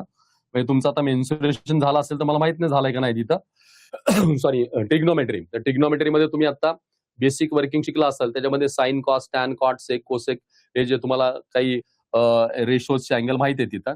यामध्ये बेस वर करताना एक राईट अँगल ट्रायंगल आहे. त्या राईट अँगल ट्रायंगल मध्ये तुम्ही शिकलात हा तुमचा हा एक थिटा म्हणजे अॅक्यूट अँगल आहे, हा 90 डिग्री अँगल आहे. आणि या थिटा बद्दलचे तुमचे काही रेशोज आहेत की जे तुम्ही आता शिकला होता. ते रेशो कुठले तर साइन आहे, त्याच्यानंतर को साइन आहे, त्यानंतर साइन, नंतर टँजंट आहे, को टँजंट आहे, सिकॅन्ट आहे आणि कोसिकॅन्ट आहे. मग या प्रत्येकाने साइन मध्ये साइन साइन, कोसाइन मधले कॉस, टँजंट मधलं टॅन, को टँजंट मधलं कॉट, सिकॅन्ट मधलं सेक आणि कोसेकॅन्ट मधलं कोसेक आहे. असा तुमचा रेशो तयार होतो. साइन, कॉस, टॅन, कॉट, सेक आणि कोसेक ही तुमचे 6 रेशोची नावं तयार होतात. मग साइन रेशो तुम्ही काय म्हणता की अपोजिट अपॉन त्याच्यामध्ये हायपोटेन्युस आहे. म्हणजे साइन जेव्हा तुम्ही मांडता साइन रेशो काय, तर ही कर्णाच्या समोरची बाजू, सॉरी थिटाच्या समोरची बाजू आहे किंवा त्या अँगलच्या समोरची बाजू आहे. ही समोरील बाजू स म्हणजे अपोजिट साइड आहे तिथं. नंतर ही त्याची ऍडजस्टंट साइड आहे, म्हणजे त्याला मराठीत म्हणजे म्हणतो आपण लगतची बाजू आहे. आणि हा त्याचा हायपोटेन्युस आहे, म्हणजे त्याचा हा कर्ण आहे. अशा प्रमाणे त्याच्या 3 गोष्टी आहेत तिथं. मग साइन रेशो तुम्ही काय म्हणता, तर समोरील बाजूछेद कर्ण आहे, म्हणजे समोरील बाजूछेद कर्ण स कर्ण. या सगळ्याचा एक शॉर्टकट तयार करून मुलांना सगळा दिलाय सगळ्याचा. मग तो कसा लक्षात ठेवायचा हे नंतर टेक्निकली शिकवेन. आता इन शॉर्ट सांगतो फक्त कसा आहे. साइन म्हणजे सक आहे, असं कॉस म्हणजे मराठीत थोडं लक्षात राहावं म्हणून मराठीत सांगतोय. कॉस म्हणजे लक आहे, नंतर टॅन म्हणजे त्याच्यातला सर आहे, स ल, नंतर कॉट ह्याचा उलटा ल स आहे, नंतर सेक म्हणजे याचा उलटा आहे क ल आहे, आणि कोसेक म्हणजे याचा उलटा आहे क स आहे. असं त्यातला आहे तिसरा, म्हणजे स क ल क स ल ल स क ल क स. आता हे अजून छोटं करून मी त्यात सांगितलं की कसं लक्षात येऊ शकेल तुम्हाला त्यातला छोट्या फ्रेम मध्ये. एकदा लक्षात घे कसं आहे तिथं. त्याला एक छोटा टेबल तयार केला त्यांचा आणि त्याच्यामध्ये मांडलं. हे सगळं दिसतंय ते ऑल डिलीट करत नाही, म्हणजे तुम्हाला लक्षात येऊ शकेल तसं. आणि एवढं जरी पाठ केलं किंवा एवढं रिपीटेडली केलं तर अख्खं ट्रिग्नोमेट्री सोपं होऊन जाईल तिथं. याच्यात त्यांना काय फ्रेम दिल्या होत्या, sine, cos, tan, cot, sec, cosec, खाली एक रेष वरती एक रेष. हे sine, cos, tan, cot, sec, cosec, सी कोटा कोसेको, सी कोटा कोसेको. साइन म्हणजे स क, याला उलट करायचं क स शेवटी. कॉस म्हणजे ल क, याला उलट करायचं क ल. नंतर टॅन म्हणजे ह्या दोघांचा रेशो स ल, याला उलट करायचं ल स. हे स क स ल क ल स ल ल स. बस एवढं तू एक 4-5 वेळा लिहून काढ, तुला अख्खेच्या अख्खे 6च्या 6 रेशो सगळे लक्षात येतील. याचं डिटेलिंग मी परत सांगेन. मग ह्याच्यामध्ये रेशो कसे लक्षात ठेवायचे, व्हॅल्यू कशा लक्षात ठेवायचा, फॉर्म्युले कसे लक्षात ठेवायचे, हे सगळं आपल्याला करता येईल. यातला फॉर्म्युला 3 आयडेंटिटी आहे, तुमच्या लक्षात असेल तुम्हाला. असं माहिती आहे, sine square theta plus cos square theta is equal to 1, नंतर 1 plus tan square theta is equal to cos square theta, cosec square theta आहे 1 प्लस इज इक्वल टू 1, नंतर 1 plus tan square theta is equal to cos square theta, cosec square theta आहे 1 plus sec square theta is equal to cot square theta. हे सगळे त्याचे ratio आहेत. याचा पण shortcut कसा लक्षात ठेवायचा, sign, cos, tan, cot, sec, cosec. इथं सेक आणि कोसेक आहे, सेक आणि कोसेक. मग हा शॉर्टकट कसा लक्षात ठेवायचा ते दाखवतो तुम्हाला. हे तिन्ही मध्ये फॉर्म्युला असा आहे, वर्क करतानाच तुम्हाला लक्षात ठेवता येऊ शकेल तसा. मांडताना इन शॉर्ट आहे sine, cos, tan, cot, sec, cosec. हे शॉर्टकट मध्ये मांडतं. Sine, cos, tan, cot, sec, cosec सगळे वर्ग आहेत. Square square square square square square, इथं plus plus plus, equal equal equal, 1 1 1. हे 3 आयडेंटिटी तयार झाल्या. Sine square theta plus cos square theta is equal to 1, 1 plus tan square is equal to sec square, 1 plus cot square is equal to cosec square आहे. लक्षात ठेवताना काय, sine, cos, tan, cot, sec, cosec, square square square square square square, plus plus plus, equal equal equal, राहिलेल्या जागात 1 1 1 झाल्या. 3 identity तयार झाल्या. असे सगळे फॉर्म्युले इन शॉर्ट करता येईल. एका पानात अख्खं ट्रिग्नोमेट्री अख्खं बसून जाईल आणि मग प्रॅक्टिस करायचं, मग त्याचं फ्रेमिंग करा, मग लक्षात राहील. असं मेन्शुरेशन, असं सर्कल, हे सगळं आपण पुढे एक एक करत जाऊ. आयडियली पक्क कळेल. So Arya don't worry, geometry सोपं आहे, आपण प्रॅक्टिसने त्याला सोपानी करू. नेक्स्ट श्रावणी तुम्हाला म्हणते सर केमिस्ट्रीच्या रिएक्शन लर्न होत नाहीत. केमिस्ट्रीचे रिएक्शन लर्न होत नाही श्रावणी, अगदी बरोबर तुझं आहे. आता केमिस्ट्रीनं व्हिज्युअलाइज नाही करतायत, म्हणजे इमॅजिन नाही करतायत, म्हणून केमिस्ट्री रिएक्शन कळत नाही. सेम याला मी आता बोलत असं, एक तर रिएक्शन मांडणं प्रॉपर वेनी, नंतर त्या रिॲक्शन मध्ये रिॲक्टंट प्रॉडक्ट एकदा ते सगळं समजून घेणं, त्या रिॲक्टंटचं डेफिनेशन, त्या रिॲक्टंट किंवा प्रॉडक्टचा असणारा कॉन्सेप्ट समजून घेणं, की या रिॲक्शनला म्हणजे अगदी सिंपल गोष्ट आहे तिथं. H2SO4 समजा तुला समोर एखादा रिॲक्टंट मधला एक पार्ट आला, तर H2SO4 पूर्णपणे व्हिज्युअलाइज करायला पाहिजे, तो समजून घेतला पाहिजे, त्याचा बेस कळला पाहिजे, त्याचा ज्या काही गोष्टीच्या कॉन्सेप्टला कनेक्टेड केला ते समजून घेतलं पाहिजे. म्हणजे त्या रिॲक्शनच्या असणाऱ्या फॉर्म्युलाचं अंडरस्टँडिंग पहिलं चांगलं झालं पाहिजे. हा पॉईंट नंबर 1 आहे तिथं. नंतर सरावानुसार पहिली गोष्ट तुला तो मांडता आला पाहिजे आणि त्याला रिॲक्शन ती बॅलन्स करता आली पाहिजे. कित्येक वेळा रिॲक्शन बॅलन्स करता येत नाही, त्याचे आकडेच कळत नाहीत की कुठं काय मांडायचं काय नाही, आणि बॅलन्सिंग नाही कळलं की रिॲक्शन बिघडायला तशी लागते. इथं त्याचा सराव करायला पाहिजे. मी त्याचा एक स्पेशल व्हिडिओ बनवून टाकेन की एक 5-10 रिॲक्शन समोर घेऊ आणि त्याचा एक व्हिडिओ बनवेन आणि मग तो कसा लक्ष ठेवायचा त्याचं आपण देत असेल. आत्ता तुला जर काही प्रॉब्लेम असेल तर जसं मग अशी मी सांगितलं शॉर्ट नोटचं करा, तसंच आहे रिपीटेडली पहिल्यांदा लिही, म्हणजे फॉर्म्युला पाठ करतो 1 वेळा 2 वेळा 3 वेळा 4 वेळा लिही तिथं आणि ती पाठ कर तिथं. नाही कळली तुला अगदी वाटलं तर 10 रिॲक्शन कार्ड न कळणाऱ्या, आणि मी जसं आता मॅथ्सचा कंटेंट दिला असं तोडून तोडून लिही. म्हणजे पहिला फक्त इतर रिॲक्टन 5 वेळा लिहायचे, मग त्याच्या रिॲक्शनचा पार्ट लिहायचा, मग त्याचा प्रॉडक्ट लिहायचा, असं तोडून तोडून 10 वेळा लिही तिथं, आणि मग तीच तुला रिकॉल व्हायला लागेल. मग ती तशी आठवण्याची शक्यता जास्त असणार आहे. नाहीतर मी एक व्हिडिओ बनवेन आणि मग त्याच्यातून तुम्हाला त्याच्या आयडियाज क्लिअर होतील. त्यात 5-10 एक्झाम्पल घेऊन सांगतो, मग तुम्हाला आणि ते जास्त स्पष्ट होईल तसं. ओके, सो केमिस्ट्रीच्या रिॲक्शनचा पार्ट आहे. अजून ज्ञानेश्वर म्हणतोय की सायन्स 1 ची एक्झाम्पल कशी सोडवायची? Science 1 example Dnyaneshwar clear part आहे. मी जसं आता म्हणलो की तुम्हाला पहिली गोष्ट फॉर्म्युला माहिती पाहिजे, बाय डिफॉल्ट क्लिअर आहे. म्हणजे एक तर प्रश्नाचा अर्थ कळला पाहिजे. प्रश्नाचा अर्थ कळल्यानंतर त्याला काय काय विचारलं हे कळलं पाहिजे तिथं, म्हणजे कुठल्या कंटेंटला काय विचारलंय हे नंबर 2 कळलं पाहिजे. नंबर 3 त्याचा फॉर्म्युला डिफाईन म्हणजे पाठ पाहिजे कुठल्याही परिस्थितीत. आणि नंबर 4 व्हॅल्यू सबस्टिट्यूट करता आला पाहिजे आणि व्हॅल्यूचं कन्व्हर्जन करता आला पाहिजे, कन्व्हर्जन करून सबस्टिट्यूट करता आलं पाहिजे. या 4 अतिशय कोर गोष्टी तिथं. म्हणजे प्रश्न वाचताना कळला पाहिजे, काय नक्की विचारलं हे तुम्हाला त्याचं अब्रिव्हिएशन्स कळले पाहिजेत. नंतर मी जसं म्हणलं की फॉर्म्युला क्लिअर कट पाठ पाहिजे, पाठ म्हणजे लक्षात पाहिजे तिथं, तो मांडता आला पाहिजे, व्हॅल्यू कन्वर्ट करून त्याच्या मांडता सबस्टिट्यूट करता आले पाहिजेत, आणि मग कॅल्क्युलेशन गेला की उत्तरापर्यंत येऊ शकाल तिथं. हा सुद्धा सरावाचाच भाग आहे. विदाऊट सराव म्हणजे न्यूमेरिकल्स म्हणजे बाय डिफॉल्ट मॅथ्स आहे ना तिथं, गणितच आहे सगळी ती. मग जशी गणित आपण करतो तशीच ही न्यूमेरिकल करायची इथं, फक्त ती शाब्दिक गणित आहेत एवढाच त्यातला फरक आहे, दुसरं काही त्याच्यात नाही. त्यात तुम्ही उगाच विनाकारण प्रेशर घेऊन काय काय उरू नका. आणि नाही कळलं तर मग एखादा समजा फॉर एक्झाम्पल मेन प्रॉब्लेम येतो फिजिक्सच्या कॅल्क्युलेशनचा, मग फिजिक्सचे जे काही क्वेश्चन समोर येतील तसा त्या टाईपचे क्वेश्चनचे रिपीटेडली व्हॅल्यू बदलून 3, 4, 5 क्वेश्चन तयार करायचे आणि मग प्रॅक्टिस करा. जसं थिअरम आहे, जॉमेट्री थिअरम बऱ्याच वेळा लक्षात राहत नाही, मग तिथं मुलांना मी काय सांगतो की थिअरमची नावं बदला. समजा एबीसी ट्रायंगल आहे तर तुम्ही 2-3 वेगळी नावं घ्या, एकदा PQR नी सोडवा, एकदा XYZ नी सोडवा, एकदा तुमच्या नावाचे इनिशियल घालान सोडवा, असं नावं बदलून सोडवा. तुम्हाला अख्खा थिअरम कधी परत विसरणार नाही. काय का तर तो आपण पाठ करताना जसो सेम इथे आहे. फिजिक्सचे न्यूमेरिकल आले तर व्हॅल्यू बदला, तुमच्या तुम्ही व्हॅल्यू टाका आणि त्याच्यावर वर करा. शेवटी उत्तर नको येऊ देत. तुम्हाला असं वाटेल मी वेगळे व्हॅल्यू टाकल्या आणि कॅल्क्युलेशन नाही झाले, डिव्हिजन नाही झाल्या किंवा अजून काही प्रॉब्लेम नाही. तुम्हाला फ्रेम कळली पाहिजे आणि पुटअप करताना व्हॅल्यूच्या जागा कळल्या पाहिजेत. एवढं केलं की तुम्हाला पक्क कळेल. त्यामुळे 100% तुला क्वेश्चन प्रॅक्टिसला जावं लागेल आणि मेन गोष्ट फॉर्म्युला पाठ पाहिजे. त्याचा पाठ करताना मग अशी बोललं ते टेक्निक वापरायचं. नेक्स्ट, सायन्सची स्टडी कशी करायची, मेन वर्ड कशा प्रकारे लक्षात ठेवायचे? सारंग शिंदे. सायन्सचा अभ्यास कसं करायचा आणि मुख्य शब्द कसे लक्षात ठेवायचे असा त्याचा एक तुझा भाग आहे. आता 2 गोष्टी आहेत. एक तर तुझं मीडियम कोणतं आहे, आता सेमी इंग्लिश असेल, इंग्लिश मीडियम असेल, कुठल्याही फ्रेम मध्ये असेल. समजा सेमी इंग्लिश आहे तर सेमी इंग्लिश मध्ये मोठे मोठे शब्द लक्षात राहायला जर अडचण असेल तर 2 अर्थाने, एक तर रिकॉल होत नाही किंवा त्याचा अर्थ कळत नाही. अर्थ कळत नसेल तर मिनिंग तुला समजून घेतलं पाहिजे, पण अर्थ कळलाय पण शब्दच मोठ्याने तो रिकॉल होत नाही असं वाटत असेल तर त्याला पुन्हा मगाचा भाग येतो तर वाचन, प्रॅक्टिस आणि म्हणता म्हणता लिहित जाणं. असं केलं तर मोठे मोठे शब्द लक्षात राहायला लागतील. आता मोठे शब्द म्हणजे नक्की काय, तर स्पेलिंग मोठे असणार आहे का, मिनिंग मोठे असणार आहे का, मग त्याला तुला ब्रेकडाऊन करावं लागेल आणि ब्रेकडाऊन करून तुला एक एक शब्द रिराईट करत करत जावं लागेल. मग ते शब्द लक्षात राहायला लागतील. पक्क लक्षात ठेव. तुम्हाला एक कॉमन सगळ्यांना सांगतो, 3 गोष्टी कायम लक्षात ठेवायच्या. पहिली गोष्ट रीडिंग आहे, ते बाय डिफॉल्ट क्लिअर पाहिजे. नंबर 2 रीडिंग करताना मोठ्यानं वाचणं. पहिले काही वेळ मोठ्याने वाचणं. मोठ्याने वाचताना आपले शब्द आपल्याला ऐकू येतील असं मोठ्याने वाचणं. एवढ्याच, फार मोठ्याने आहे तिथं.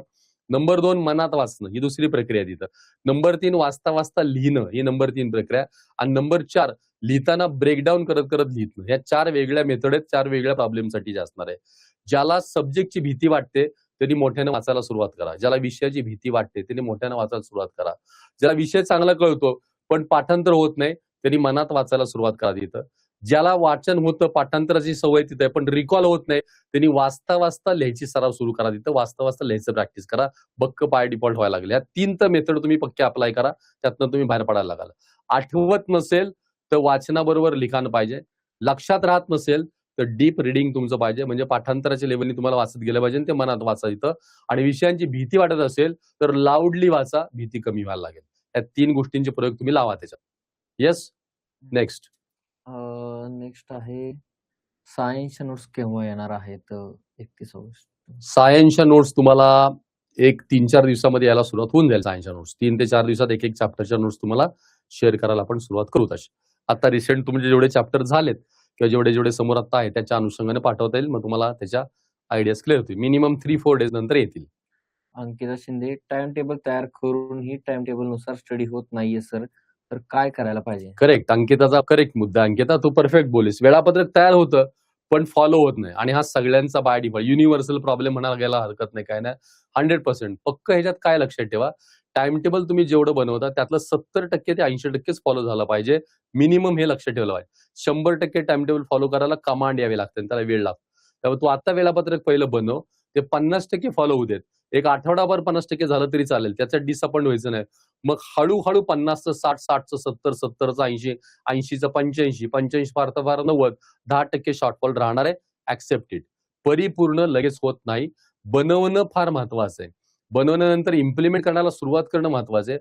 सुरुवातीचा आपल्याला पाहिजे तसं शेवट करायला वेळच लागणार आहे. तेव्हा तू त्याची काळजी करू नको. मुलं लवकर डिसअपॉइंट होतात की आज प्लॅन केला आणि नंतर लक्षात येतं की संध्याकाळी काहीच नाही त्यातलं झालं, थोडंच झालं. काय झालं मग आपण आपल्याला वाटतं वेळापत्रक आपल्याला फॉलो होत नाही, नकोच करायला. आणि इथं आपण नेमकं डिसअपॉइंट होतो. वेळापत्रक परफेक्ट फॉलो होत नाही ती अपेक्षा पण स्वतःकडून लगेच करू नका. तुम्ही पहिले वेळापत्रक उत्तम बनवा. अजून एक काळजी घ्या की खूप टाईट बनवू नका. त्याला थोडा म्हणजे त्याला थोडं लूज ठेवा. म्हणजे जसं गाडीला रिझर्व्ह असतो, पेट्रोल संपत आलं की एक रिझर्व्ह असतो. रिझर्व्ह नुसार मग आपण तेवढ्या वेळात जाऊन परत पेट्रोल भरतो, अडचण येत नाही. तसं कायम लक्ष ठेवायचं. वेळापत्रक करताना एक रिझर्व्ह ठेवायचा 10-10 मिनिटाचा. एक सब्जेक्ट केला 10 मिनिटं रिझर्व्ह ठेवा. एक सब्जेक्ट केला 10 मिनिटं रिझर्व्ह ठेवा. का तर तो तुम्हाला बुडलेल्या इनकम्प्लीट असणाऱ्या काही गोष्टीला सपोर्ट करेल. फार टाईट टाइम टेबल नाही बनवायचं. ज्यावेळेस कमांड यायला लागेल तेव्हा एकदम कडक बनवा. मिनिटाचं वेळापत्रक नंतर करायचं. आता थोडं लूज करा. फक्त फॉलो करता येते का एवढ्या मापात बनवा. नक्की अंकिता बदल त्यात दिसायला लागतो. जो डिसअपॉइंट होऊ नकोस, करत राहा. चान्स तुला नक्की बदलण्याचं नक्की असणार आहे. येस. आर्या टेबल तिला कळलं तुमचं सांगितलं मॅथ्सचं. सारंग शेंडे, थेरम प्रूफ कशा प्रकारे प्रूफ करायची, कशी स्टार्टिंग करायची, पूर्णपणे करणे सोपं नाही तर कसे काय ट्रिक्स आहेत का थेरम संदर्भातच प्रूफ करताना? स्टार्टिंगच माहित नाही कसं. थेरमचा बेस लक्षात घे. दोन गोष्टी आहेत. एक तर पहिली गोष्ट, काही थेरम तुम्हाला आहे असे परीक्षेला 2-3 मार्काला येणार आहेत. तो एक थेरमचा पार्ट आहे. आणि काही थेरम तुम्हाला ऍप्लिकेशन मध्ये येतात की ज्याच्यावर तुम्हाला एक्झाम्पल सॉल्व्ह करायचं असतं किंवा प्रूव्ह करायचं असतं. असे 2 टाईप आहेत. पहिली गोष्ट ज्या परीक्षेला ऍज इट इज येणार आहेत. कुठला एखादा थेरम मिळेल, XYZ थेरम आहे तिथं, बीपीडी थेरम आहे. तो बीपीडी थेरम परीक्षेला येणार आहे.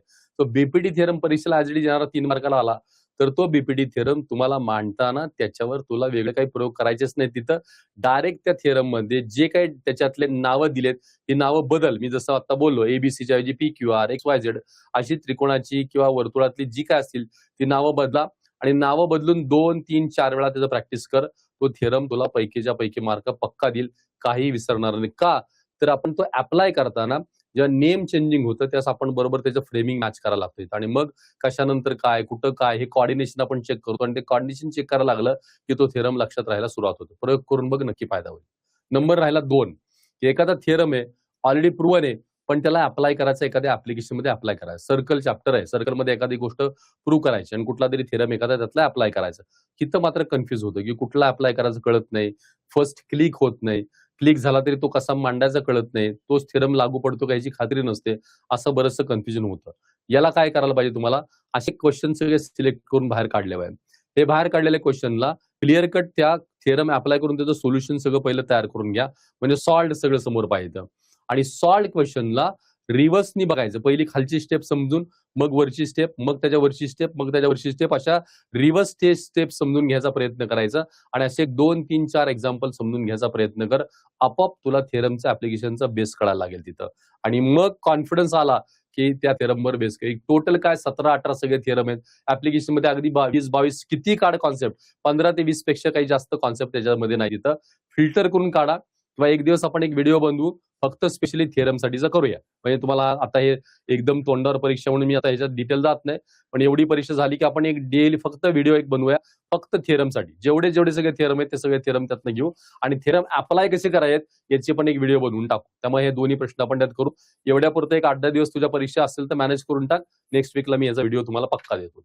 ओके, त्यात येस सर आहे. Varad Jadhav, S1 notes rhyming करताना डिफिकल्ट पडतात. रायमिंग रायटिंग काय दिलंय वरून काय म्हणतो, रायटिंग करताना डिफिकल्ट पडतात S1 च्या नोट्स.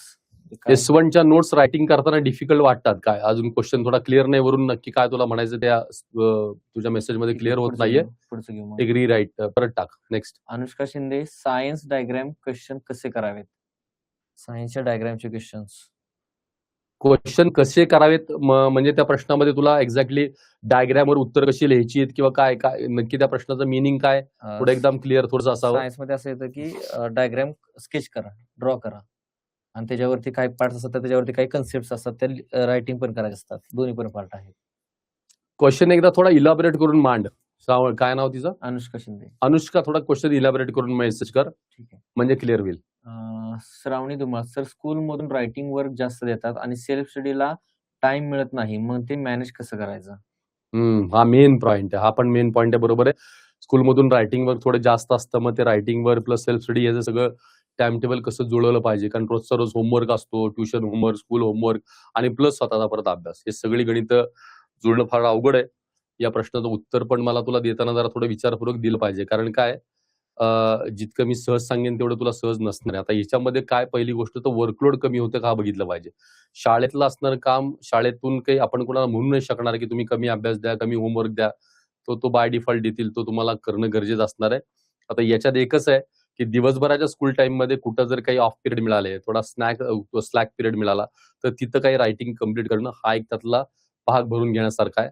नंबर 2 आहे अननेसेसरी काही ऍक्टिव्हिटी तुझ्याकडे जर जास्त लोडेड असतील तिथं, म्हणजे कोचिंग क्लासच्या काही ऍक्टिव्हिटी जास्त लोडेड असतील किंवा अजून कुठल्या एखादी ऍक्टिव्हिटी जास्त लोडेड असेल की जिथं वेळ वाया जातोय, तर असा थोडासा वेळ काढला पाहिजे.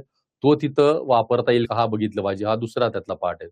पण असं काहीच नाही की ठरलेलं टायमिंग आहे, सकाळपासून संध्याकाळपर्यंत शाळा आहे, मग ट्युशन्स 1-2 तास आहे, त्यानंतर होमवर्क शाळेचा पण ट्युशनचा पण आहे, हे सगळे आहे. त्यातनं काही टाइमच बॅलन्स होत नाही. मग अशा वेळेस तुम्हाला सेल्फ स्टडीला दिवसात फक्त एकच सब्जेक्टला टाइम स्लॉट सेट करावा लागेल आणि मग जी सुट्टीचे दिवस असतील, जे मोठे वेकेशनचे दिवस असतील ना, ते मग वापरले पाहिजे. कारण जर कंपल्सरी होमवर्क केल्याशिवाय शाळेत बसवणार नसतील, पनिशमेंट असतील तर ते करावं लागणार. त्याला काही पर्याय नाही, काय नाही. म्हणजे प्रायोरिटीज बदलतात. मग प्रायोरिटीमध्ये काय येतं, सेल्फ स्टडी एक आहे, स्कूल होमवर्क आहे, ट्युशन होमवर्क आहे. मग ह्या प्रायोरिटीज तुमच्या डिपेंड्स ऑन टाइम आहे. मग मे बी एखाद्या दिवशी हार्ड अँड फास्ट कंपल्सरी स्कूलचं असेल तर तिथं प्रायोरिटी दे स्कूल होमवर्कला. ज्या दिवशी फार hard and fast school homework नसेल तिथं प्रायोरिटी दे सेल्फ स्टडीला. असं थोडं बॅलन्स करत जा. 100% फॉलो होईल, मग अशी शक्यता कमी असणार आहे. तरी पण एखादा ॲक्युरेट टाइम टेबल तुझं पाठवून दे ग्रुपवर किंवा ऍपशी कनेक्टेड पाठवून दे. मी त्याला रिफॉर्म करून तुला कळवता येईल का ते तुला नक्की सांगतो तसं. Okay, yes.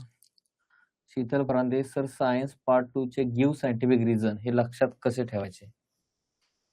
Sheetal, give scientific reason त्याच्यामध्ये एकदम उत्तम मेथड आहे. सगळ्या रिझनचा शॉर्ट फॉर्म मध्ये कन्व्हर्जन करायचं. मग अशी मी एक्झाम्पल दिलं ना, अख्खच्या अख्खं उत्तर लिहायचं आणि मेन अंडरलाईन केलेले वर्ड फक्त लिहून काढायचे आणि त्या लिहून काढलेल्या वर्डचं रिपीटेडली 2-3 वेळा वाचन पाठांतर करायचं किंवा रायटिंग करत पाठांतर करायचं. मग गिव्ह रिझन लिहिता येईल. कारण गिव्ह रिझन हे स्पेसिफिक असतं. त्याच्यामध्ये शब्द इकडं तिकडं उलटे सुलटे चालत नाहीत, सिक्वेन्स उलटा सुलटा चालत नाही, काही त्याच्यात बदल करता येत नाही. पण जेव्हा उत्तरचं फॉर्मॅट फिक्स असतं तेव्हा ते करायला एकदम जास्त सोपं असतं. फॉर्मॅट फिक्स असलं की त्याच्यातनं सिनॉप्सिस काढायचा आणि वेगळा लिहायचा आणि त्या सिनॉप्सिसला रिपीटेडली पाठ करत राईट करत राहायचं आणि तेवढे शब्द लक्षात राहिले की बरोबर तुला ह्या उत्तराचा अख्खा सिक्वेन्स लिहिता येणार आहे. त्यामुळे गिव्ह रिझन सारख्या प्रश्नांना, डेफिनेशन सारख्या प्रश्नांना शॉर्ट नोट हा उत्तम पर्याय, एकदम उत्तम पर्याय. येस. आम्ही सांगतो हे सगळे प्रयोग करा. तुम्हाला लगेच ऐकलं की पटणार नाहीयेत. तुम्ही 1-1, 2-2 चॅप्टरवर 1-1, 2-2 प्रश्नांवर प्रयोग करा, अप्लाय करा, 2-3 वेळा प्रॅक्टिस करा आणि मग कंट्रोलमध्ये आलं, कमांडमध्ये आलं की तुम्हाला त्याचं काय म्हणतो आपण कॉन्फिडन्स येईल तुम्हाला की त्याचं खात्री वाटायला लागेल. हे लगेच असं म्हणून कळत नाही, लगेच असं म्हणून पटत नाही. तसं तो त्याच्यावर ट्राय करायला पाहिजे. येस. नंतर अनन्या पवार, सर तुम्ही टाइम टेबल बनवून द्या ना. अनन्या, तुमचा वेळा मला पाठवा, म्हणजे मग मी तुम्हाला एक वेळापत्रक बनवून देईन. म्हणजे तुमचा मोकळ्या वेळा किती आहेत, टार्गेट काय आहे, त्याचं स्वरूप कसं आहे, हे तुम्ही एकदा थोडं पाठवा, मग मी तुम्हाला बनवून नक्की देईन, नो प्रॉब्लेम. पण मला तुमची वेळ कळाली पाहिजे, की सकाळची वेळ किती मोकळी आहे, संध्याकाळची वेळ किती मोकळी आहे, कुठली कुठली कामं तुम्हाला बाय डिफॉल्ट करावी लागणार आहेत, कुठल्या गोष्टींसाठी तुम्हाला कंपल्सरी वेळ द्यावाच लागणार आहे, कुठल्या ठिकाणी वेळ तुम्ही नाही दिला तरी चालेल, कमी दिला चालेल, असं सगळं एकदा स्लॉट कळले की मग त्याच्यानुसार मी तुम्हाला तुमचं एक फ्रेम तयार करून देईन. समजा परीक्षा नाही, आता घटक चाचणी संपलेली आहे किंवा आता नाहीये, पण पुढच्या महिन्याभरासाठीचा प्लॅन आहे, मग त्याचं वेळापत्रक कसं करायचं ते तुम्ही पाठवलंय की तुम्हाला मी सॅम्पल बनवून पाठवेन तसं. ओके. अनुष्का शिंदे परत, सायन्सच्या डायग्राम वरील क्वेश्चन कसे करावेत? सायन्सच्या डायग्राम वरील क्वेश्चन कसे करावेत? सायन्सच्या डायग्रामवरील क्वेश्चन कसे करावेत? आता परत अनुष्का तेच तुला की त्याच्यामधला प्रॉब्लेम नक्की तुला काय येतो, असं मी म्हणलं तुला इलॅबरेट का कसे करायचं, म्हणजे तुला डायग्रामचा प्रॉब्लेम मध्ये रिकॉल होत नाही का, डायग्रामचा बेस कळत नाही का, त्याला अनुषंगाने असणारे पॉईंट सब पॉईंट मांडता येत नाहीत का, म्हणजे नक्की त्या कारण हा बेस आहे, तुला डायरेक्ट डायग्राम येऊन त्याला, म्हणजे जेव्हा डायग्राम असते तेव्हा अख्खा रेफरन्स असतो आणि रेफरन्स बेसवर अख्खीची अख्खी उत्तर सगळी तुला लिहायची त्यात. तेव्हा अजून पण त्यातली मांडणी काय कर की त्यातली कुठली गोष्ट तुला जमत नाही त्या मुद्द्याला अजून ऍड कर. नेक्स्ट. अश्विनी शिंदे, मी अश्विनी सर, मला सायन्स खूप हार्ड जातं. अश्विनी, सायन्स खूप हार्ड जातं. आता हा एकदम लमसम क्वेश्चन झाला.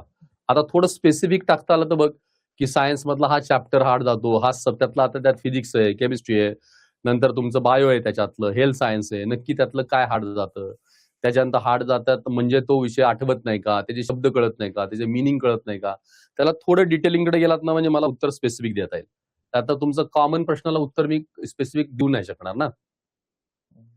ठीक आहे, आता एवढेच आहेत, ते आपलं 10-15 सेकंद लेट आहे ना, त्यांना जातं लाईव्ह, त्यामुळे थोडस आहे, बघू आले तोपर्यंत तुम्ही. येस, काही जरी याच्यात वाटलं तर आपण बऱ्यापैकी आता एक जवळपास 1.5 तास पासून एक घेतोय सेशन. तुम्हाला जे काही प्रश्न वाटतात ते तुम्ही ऍपला पहिले शेअर करा, सगळे मांडा, त्यानंतर तुम्हाला अनेक त्याचे अपडेट सगळे मिळतील. आज राहिलेल्या जेवढ्या पॉईंट आहेत तेवढ्या पॉईंट पर्यंत मी तुम्हाला हे सगळं क्लिअर करायचा प्रयत्न केला. घटक चाचणी जवळ असल्यामुळे आपण त्याच्यावर मुद्दे बोललोय. बाकी असेल ते प्रश्न आपण मग आता तुमच्याकडून जेव्हा मेसेजवर येतील त्यावेळेस मी तुम्हाला ते ओरली क्लिअर करेन. माझा नंबर त्याच्यावर तुम्हाला कनेक्ट करून ठेवीन, नंबर पण वाटल्यास लिहून ठेवा, काही लागेल तसं तुम्ही कॉल करा, आपण त्यानुसार माझ्या वेळेनुसार मी तुम्हाला नक्की ते सांगत जाईन. तिथं 9890881944 डॉक्टर नितीन कदम.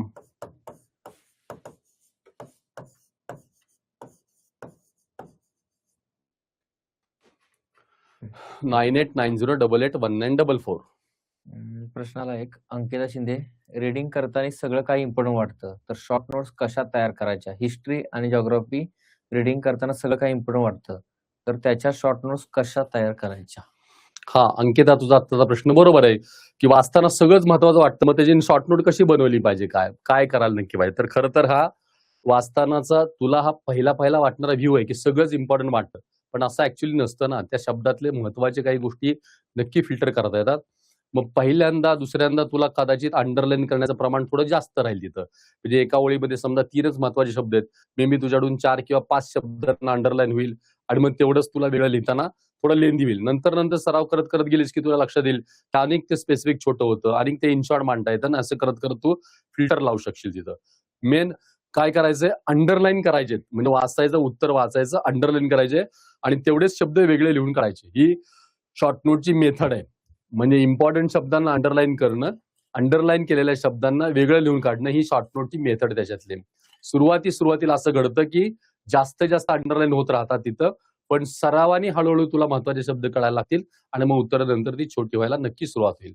प्रायमरी वाटताना सगळं इम्पॉर्टंट वाटत असलं तरी अंडरलाईन करायला आपण लागलो की आपोआप कळतं आपल्याला काही ठराविक करते आहेत की ज्याची लिहायची गरज नाही. तर काय इम्पॉर्टंट असतं, कर्म महत्वाचं, त्या वाक्यातलं ऑब्जेक्ट महत्वाचं असतं, कर्ता किंवा क्रियापद हे महत्वाचं नाही, त्यातलं कर्म महत्वाचं. आणि एकदा वाचन करायला लागलो आणि आपलं कर्माकडे म्हणजे ऑब्जेक्टकडे लक्ष गेलं की इम्पॉर्टंट वर्ड कळायला लागतात आणि आपोआप आपण छोटं छोटं करायला लागतो. तू सराव सुरू कर, 2-3 प्रश्नात तुला कळायला लागेल तसं. ओके, मी माझा नंबर दिलेला आहे आणि या नंबरवर तुम्ही कॉल करा, काही प्रॉब्लेम नाही. जर मी बिझी असेल तर नंतर कॉल करेल, बिझी नसेल तर त्याच वेळेस तुमचा प्रश्न समजून घेईन, तुम्हाला उत्तर देईन. पण संध्याकाळी शक्यतो 7-7:30 वाजल्यापासून 10-10:30-11 पर्यंत तुम्ही मेसेज किंवा कॉल करू शकाल, आपण नक्की त्याच्यावर बोलूया. लास्ट क्वेश्चन आपण घेऊया आणि थांबूया. शीतल सर, मला हिस्ट्रीचे पाठांतर कसे लक्षात ठेवायचे आणि सारंगचा इंग्रजी विषयाचा अभ्यास प्रभावीपणे कसा करावा, ग्रामर, रायटिंग स्किल आणि बाकीचे टॉपिक्स एक्झामसाठी कोणत्या पद्धतीने प्रिपेअर करावेत? वरचा काय जो आहे तो हिस्ट्रीचे पाठांतर जे करतो ते लक्षात कसं ठेवायचं? हिस्ट्रीचं पाठांतर करायचं नाहीच आहे. मी मगाशी काय बोललो, हिस्ट्री किंवा जॉग्राफीला शॉर्ट नोट काढल्या पाहिजे, शॉर्ट नोट आणि शॉर्ट नोटचं रिपीटेड रायटिंग. परत लक्षात ठेवा, मी पाठांतरामध्ये कॉन्सेप्ट सांगितला. पाठांतर आठवायचं असेल तर पाठांतराला लिखाणाची जोड पाहिजे. पाठांतर आठवायचं असेल तर पाठांतराला लिखाणाची जोड पाहिजे, तरच पाठांतर आठवणार. अन्यथा पाठ केलेलं हे विसरणार आणि ऐन वेळेस नेमकं काही गोष्टी तुमच्या मिस आउट होणार. सो पाठांतरासाठी रायटिंगचं प्रॅक्टिस पाहिजे. आता पाठांतर पण काय करायचं, लेंदी नाही करायचं. पाठांतर करण्यापूर्वी पहिल्यांदा त्याला शॉर्ट कॉन्सेप्ट मध्ये कन्वर्ट करायचं. तेव्हा तू काय कर, पहिल्यांदा तुला जो मॅटर पाठ करायचा तो पहिला छोटा कर. छोटा केल्यानंतर तो रिपीटेडली वाच. वाचता वाचता त्याला थोडासा लिही आणि लिहिल्यानंतर परत रिकॉल कर आणि रिकॉल करून परत ते पॉईंट लिहायचा, आठवून लिहायचा प्रयत्न कर. असं एक सर्कल तयार झालं तुझं की मग बरोबर तुझी कमांड त्यातनं यायला लागेल. क्लिअर? हिस्ट्रीसाठी एवढे. नुसतं पाठांतर नाही, पाठांतर आठवायचं असेल तर रायटिंग पाहिजे. रायटिंगसाठी शॉर्ट पाहिजे. तो शॉर्ट नोट कन्वर्ट करणं, मग पाठ करणं, पाठांतराबरोबर लिहिणं, लिहिल्यानंतर परत त्याच्यामध्ये त्याचा रिकॉल करणं आणि रिकॉल नंतर परत ते राईट करणं. अशी सर्कल एकदा सायकल कंप्लीट झाली की ते क्लिअर होत राहील. नेक्स्ट क्वेश्चन इंग्लिशशी कनेक्टेड काय? इंग्रजी विषयाचा अभ्यास प्रभावीपणे कसा करावा, ग्रामर, रायटिंग स्किल आणि बाकीचे टॉपिक्स एक्झामसाठी कोणत्या पद्धतीने प्रिपेअर करावे? हा ओव्हरऑल सगळा व्ह्यू इंग्लिशचा जो आता विचारला गेला त्यातला, त्यात क्लिअर कट पार्ट आहे. जसं मी म्हणालो की टेक्स्च्युअल कंटेंट आहे, ग्रामर आणि रायटिंग स्किल आहे, याच्यात क्लिअर आहे. टेक्स्च्युअल कंटेंट तुम्हाला डेली लर्न करावं लागेल. त्याप्रमाणे जसं जसं शिकवलं जातं तसं तसं त्याप्रमाणे तुम्ही रेग्युलर करत जावा. तिथं इम्पॉर्टंट आहे ग्रामर आणि रायटिंग स्किलवर काम करणं. ग्रामरचं वर्क करताना गेल्या मागच्या 2-3 वर्षातलं प्रत्येक येणाऱ्या ग्रामरचे प्रकार, समजा एक 17-18 प्रकार तुम्हाला परीक्षेला विचारतील, वेगळ्या टाईपमध्ये कुठं कुठेतरी विचारतील. हे सगळे टाइप्स परफेक्ट आहेत का हे पहिले बघा आधी. सगळे ग्रॅमॅटिकली परफेक्ट आहेत का हे बघ. सगळं परफेक्ट येते का, सगळे रूल माहिती आहेत का, रेग्युलेशन्स माहिती आहेत का, त्याचे एक्झाम्पल्स एकदा चेक करून बघ. कोणताही टाईप, फॉर एक्झाम्पल अगदी सिंपल आहे, डायरेक्ट इनडायरेक्ट स्पीच सारखा पार्ट आहे, तर त्याच्यामध्ये वेगवेगळ्या टाईपचे स्टेटमेंट्स आहेत. त्या सगळ्या स्टेटमेंटचं कन्व्हर्जन करताना आपल्याला ते 100% क्लिअर आहे का आणि कुठल्या टाईपचं इनडायरेक्ट स्पीच करताना चॅलेंजेस येत आहेत ना, याला पॉइंट आउट करून ठेवलं पाहिजे. ते पहिल्या त्याच्यात दुरुस्त करायला पाहिजे. म्हणजे ग्रामर हे गणितासारखं दुरुस्त करता आलं पाहिजे की त्याला रूल आहे आणि त्या रूलला आपण कॉम्प्रोमाइज करू शकत नाही. त्यामुळे तो रूल किंवा त्याचा फॉर्म्युला म्हणतो किंवा रूल म्हणतो आपण, तो तुला फॉलोच करावा लागेल. या बेसवर पहिलं ग्रामर पहिला सराव चांगला करून घे, हे क्लिअर आहे. मग ग्रामर चुकणार नाही, काय होणार नाही. प्रॅक्टिसचा पार्ट. नंतर नंबर 2 आहे त्यातला महत्वाचा रायटिंग स्किल. हा खूप महत्वाचा पार्ट आहे. ऍव्हरेज 40% पासून 60% पर्यंत कंटेंट काय काय विषयांचा अख्खाच्या अख्खा रायटिंग स्किलचा आहे की त्याच्यावर आधारित अख्खाच्या अख्खा जवळपास 30-40% कंटेंट त्याच्यातलं आहे. काही ठिकाणी 50% कंटेंट आहे. याला सरळ सरळ रोज सरावात प्रश्न घ्यायचे. नंबर 5, समजा लेटर रायटिंग क्वेश्चन आहे, बाय डिफॉल्ट येणार आहे, तर लेटर रायटिंगला एक आठवड्याचं टार्गेटच ठेव. फॉर्मल लेटर इंग्लिश मधलं तुला करायचंय. एक आठवड्याभरामध्ये कुठल्या तरी फ्री टाइमला 10-15 मिनिटं काढायचे. जेवायच्या अगोदरचे 10 मिनिटं काढायचे, बस, बाकी काही करायचं नाही. त्या 10 मिनिटांमध्ये एक फॉर्मल लेटरचं लिहून काढायचं. सेम उद्या पण रात्री जेवायच्या आधी, परवा पण रात्री जेवायच्या आधी, असं सलग 8 दिवस एक फॉर्मल लेटर तू सलग कंटिन्यू लिही. जे जे डिस्क्रिप्टिव्ह आहे, जे जे लेंदी आहे आणि जे जे 100% येणार आहे, याला रोज सरावात आणायचं आणि एक कुठला तरी एक छोटा स्पॅन काढायचा आणि त्या स्पॅन मध्ये त्याला वापरायचा प्रयत्न करायचा. असं करत गेला तर लेंदी सगळंच्या सगळं रायटिंग स्किल हे डेव्हलप होत जातं. शेवटी अचानक 2 दिवसापूर्वी असं कराल तर रायटिंग स्किल डेव्हलप होणार नाही. हे कुठं पाहिजे, मधल्या पॉजमध्ये. झोपण्याच्या अगोदर एखादा एसे लिहायचा, झोपायच्या आधी लिहायचा, अर्धा लिही, काही प्रॉब्लेम नाही, उद्या कंप्लीट कर, पण तो एसे लिहायचा झोपायच्या आधी. सकाळी उठल्या 5 फॉर्म्युले करायचे, 5 फॉर्म्युले उठल्या. दुपारी वेळ मिळाला म्हणजे मी इतकं साधं मुलांना सांगतो, घरात एका कोपऱ्यात एखादी जॉग्राफीची वही आहे, पुस्तक भूगोलाचं आणि नकाशा वाचनाचं क्वेश्चन येतात, ते एखादं ठेवून दे का कोपऱ्यात. गेला की संध्याकाळी आलेला फ्रेश झालं, काहीतरी करायचंय, ते कोपऱ्यात जायचं, तिथे नकाशा भरायचा, ठेवून द्यायचं, बस, काही करायचं नाही. एका कोपऱ्यात जॉमेट्रीचे काय तुम्हाला करायचं, काय थिअरम करायचं, तर तिथे एक वही ठेवून द्या, 5 थिअरम करायचे. थिअरम एकदा लिहून काढायचं, गेलं की त्या कोपऱ्यात जायचं, थिअरम तिथं लिहायचा, 2-3 मिनिटात असंच उभं राहिलं लिहून टाकायचं, बंद करून टाकायचं, संपला. टाइम स्लॉट ठरवायचं. अशा टायमिंग मध्ये ती एक एक गोष्ट करत करत गेलात की मग अख्खा युटिलाइज होतं आणि मग ते छोट्या छोट्या गोष्टी कमी वेळात केल्या तर फार मोठं काम त्यात होतं. तर ग्रामर आणि रायटिंग स्किल याच टाईप मध्ये करावे. रोज आणि विशिष्ट वेळेला वार वाटून घ्या. दर सोमवार फक्त इंग्लिशसाठी, दर मंगळवार फक्त याच्यासाठी, दर बुधवार फक्त यासाठी. वार वाटून घ्यायचे. आपल्याला 3 भाषा आहेत. तिन्ही भाषा वाटून घ्यायच्या. 2-2 दिवस द्या. सोमवार, मंगळवार, बुधवार, गुरुवार, शुक्रवार, शनिवार. क्लिअर वाटून द्यायचे. टाइम वाटून द्या. 15-15 मिनिटं. सकाळी उठल्या 15 मिनिटं. रात्री झोपायच्या आधी 15 मिनिटं. जेवायच्या आधी 15 मिनिटं. शाळेतनं आल्याला 15 मिनिटं. 15च मिनिटं. जास्त नाही. असा टाइम वाटा आणि मग त्याचं काम सुरू करा. लँग्वेज एकदम कमांड होऊन जाईल. अश्विनी शिंदे एक लास्ट. सर सायन्सच्या शॉर्ट नोट्स कशा काढायच्या? सायन्सचे शॉर्ट नोट अश्विनी आम्ही तुम्हाला आता पाठवू. त्याला तुम्ही एकदा चेक करा, एकदा बघा आणि मग तशा काढायचा प्रयत्न करा. म्हणजे तुम्हाला कळेल. एक 3-4 दिवसात मी नोट्स पाठवायला सुरुवात करेन. मग ते एकदा तुम्ही काढलं की तुम्हाला त्याची आयडिया क्लिअर होतील. ओके. येस, चलो. बराच वेळ तुमचा घेतला. खरं 1 तास 1.25 तास आपल्याला प्लॅन होता, पण आपण 1.5 तासापेक्षा जास्त बोललोय. So thank you so much. तुम्ही सगळेजण बराच वेळ थांबलायत. त्यामुळे तुमच्या अभ्यासाच्या प्रती तुमचा फोकस खूप चांगला आहे. त्यामुळे याच टाईपमध्ये तुम्ही वर्किंग करत राहा. All the best. येणाऱ्या परीक्षेसाठी तुम्हाला मनपूर्वक शुभेच्छा आहेत. काही शंका, काही अडचणी वाटल्या आपण नक्की भेटत राहू, बोलत राहू. सो एकलव्य बॅच प्रत्येकासाठी एक प्रोडक्टिव्ह ठरेल याची मला नक्की खात्री आहे. आणि येणारे पुढचे अनेक दिवस आपण असे ऑनलाईन पण कनेक्ट होत राहणार आहे. So thank you so much and all the best. Thank you very much. ठीक आहे विद्यार्थी बरं. मित्रांनो, मग आता आपण ह्याच महिन्यामध्ये अजून एक पुन्हा लाईव्ह करणार आहोत पुढच्या लास्ट वीक मध्ये. त्यावेळेस तुमचे राहिलेले सगळे डाऊट्स पण पुढचे आपण घेणार आहोत. सो आता तुम्हाला लेक्चर कसं वाटलं हे फक्त आम्हाला कमेंटमध्ये सांगा इथं आता. आणि तुमचे बाकीचे डाऊट्स, जसे सर म्हणले की सायन्सच्या नोट्स तुम्हाला ह्या 3-4 दिवसात द्यायला सुरुवात होतील. सो फर्स्ट चॅप्टरच्या नोट्स तुम्हाला मी ह्या पुढच्या वीक मध्ये 100% देईन. बाकीच्या सगळ्या चॅप्टर वाईज ज्या नोट्स आहेत त्या सर्व तुम्हाला ज्यात आपले 2-3 चॅप्टरचे तुम्हाला युनिट टेस्ट साठी पडलेले जे क्वेश्चन पेपर आहेत त्यानुसार जे नोट्स आहेत त्या लास्ट एंडला म्हणजे 31 ऑगस्टच्या अगोदर तुम्हाला देण्याचा प्रयत्न राहील आमचा. आणि त्याचबरोबर या सगळ्या गोष्टी घडल्यानंतर जॉग्राफी आणि हिस्ट्रीचे सुद्धा नोट्स द्यायचा प्रयत्न करू आम्ही 100%.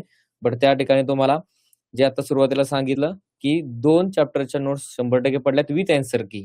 तर ते तुम्ही सर्वांनी पाहायचे, कसा पेपर लिहायचा आहे ते ऑलरेडी तुम्हाला बोर्डाच्या प्रश्न उत्तरपत्रिकेवरतीच लिहून दिलेलं आहे. ना कुठलं प्रिंटेड केलेलं आहे, ना कुठलं छापलेलं आहे. सो ते ऍज इट इज आहे, ते सगळ्यांनी पाहायचं आहे. आणि थर्ड चॅप्टरच्या आज पेपर क्वेश्चन पेपर पडलेले आहेत. सर्वांनी उद्या तो थर्ड चॅप्टर सॉल्व्ह करायचा आहे. आणि देन ह्याच वीक मध्ये तुम्हाला त्या थर्ड चॅप्टरच्या नोट्स प्रत्येक सब्जेक्टच्या English, maths 1, maths 2, science 1, science 2 तुम्हाला मिळतील. ठीक आहे. So thank you. अजून काय कोणाचे असतील प्रश्न तर आपण 100% परत करणार आहोत. जसं सांगितलं तसं टाइम टेबलच्या वेळा तुम्ही मला पाठवा 100%. आपण माझा वासूचा नंबर तुमच्याकडे आहेच ऑलरेडी, सरांचाही दिलेला आहे. आणि आपला ग्रुप तर आहेच ऑलरेडी, तर तिथं तुम्ही टाका तुमच्या वेळा, त्यानुसार टाइम टेबल एक सेट करून तुम्हाला दहावीबद्दल दिला जाईल. ठीक आहे. Thank you so much all. So आपण भेटूया पुढच्या लेक्चरमध्ये.